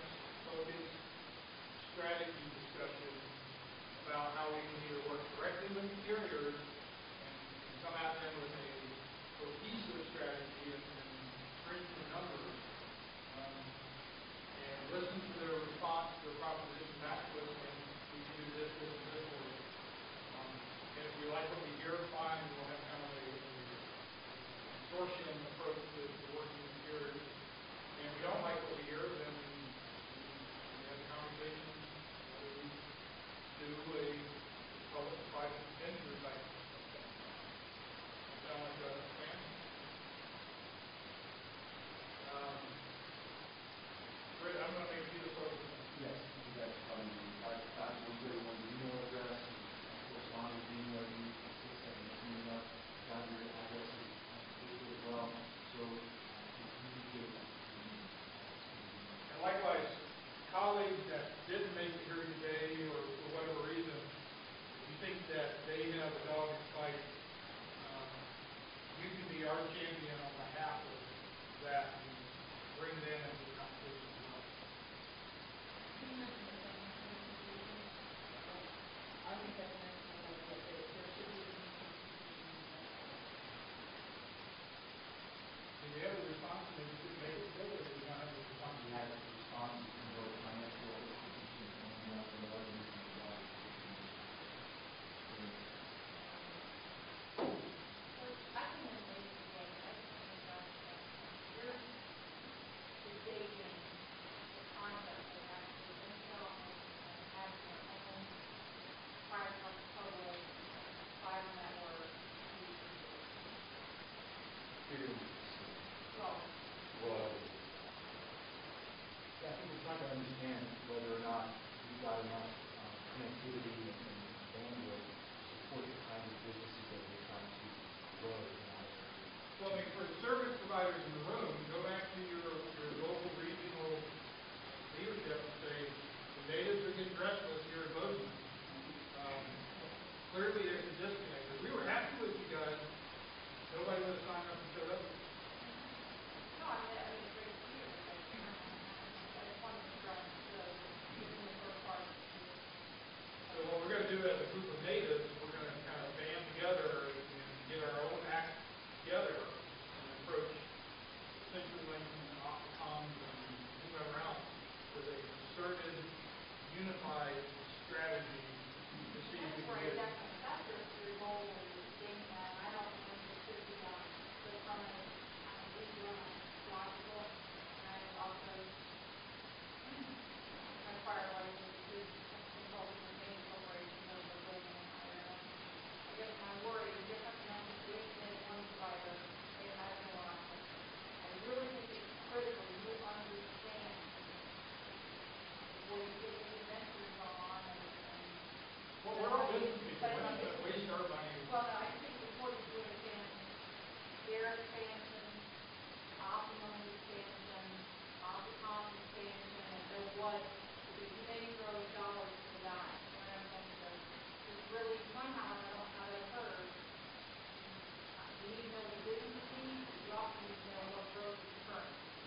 And we need to know what Superior's roadmaps are. Yes, exactly right. And that was something where there was no dialogue in the absolutely none. So you could ask the city of Boone and say, nobody's going to share what future plans are. Yeah, and to do that, though, that has to be a small group, and it has to, I can play from our perspective, from not our perspective, etc. It would have to be such a lockdown group. They would have a bigger view of the but you can understand why they need that, to know that. Because you're right. That would be foolish for a public private partnership to take place when it's already going to be. I mean, we made a comment at the table that 10 years in the internet world was a long time. So the critical mass that we were able to reach back in South End and 0304, I mean, the very question I asked is, with the St. Joe Valley Master Net, make today, could we do it in 2012? Or we could in 2004? Interesting question to ask.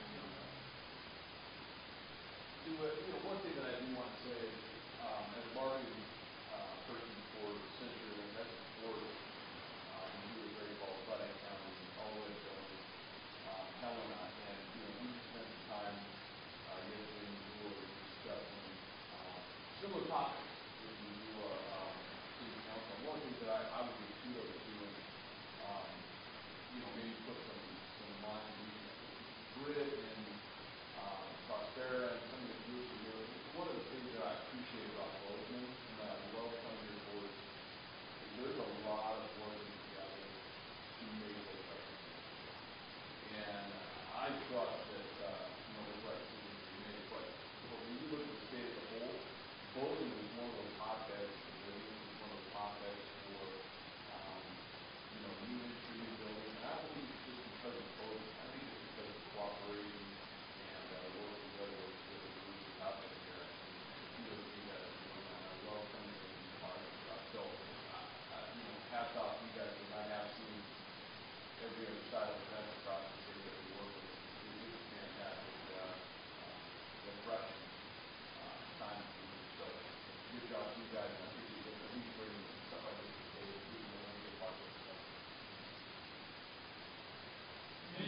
final thoughts? We're going to organize, and Lisa, organize the next, Warren will help us out, organize the next gathering, get together, and when will we solidify the task force list? Now, we'll harvest those names out that there. out for the next couple of weeks, and keep everyone informed of the work we're doing. It doesn't let you volunteer. Yeah. Yeah, if you generated, if you are interested in being that individual at that visit, please just send me the let me know, and that will happen. I'm guessing that gap between Thanksgiving and Christmas is growing in academia. The gap between Thanksgiving and Christmas probably is most likely to come during the back somewhere in the first week, second week of December.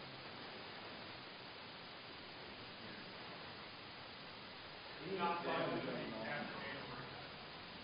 Any final thoughts on what we talked about or today? Everyone has my contact information, Mary Ann, unless your card on the table. If you have any questions, anyone have any comments? Thank you so much for your time. 4 hours is a lot to ask. Right? The next meeting will not be done. Thank you.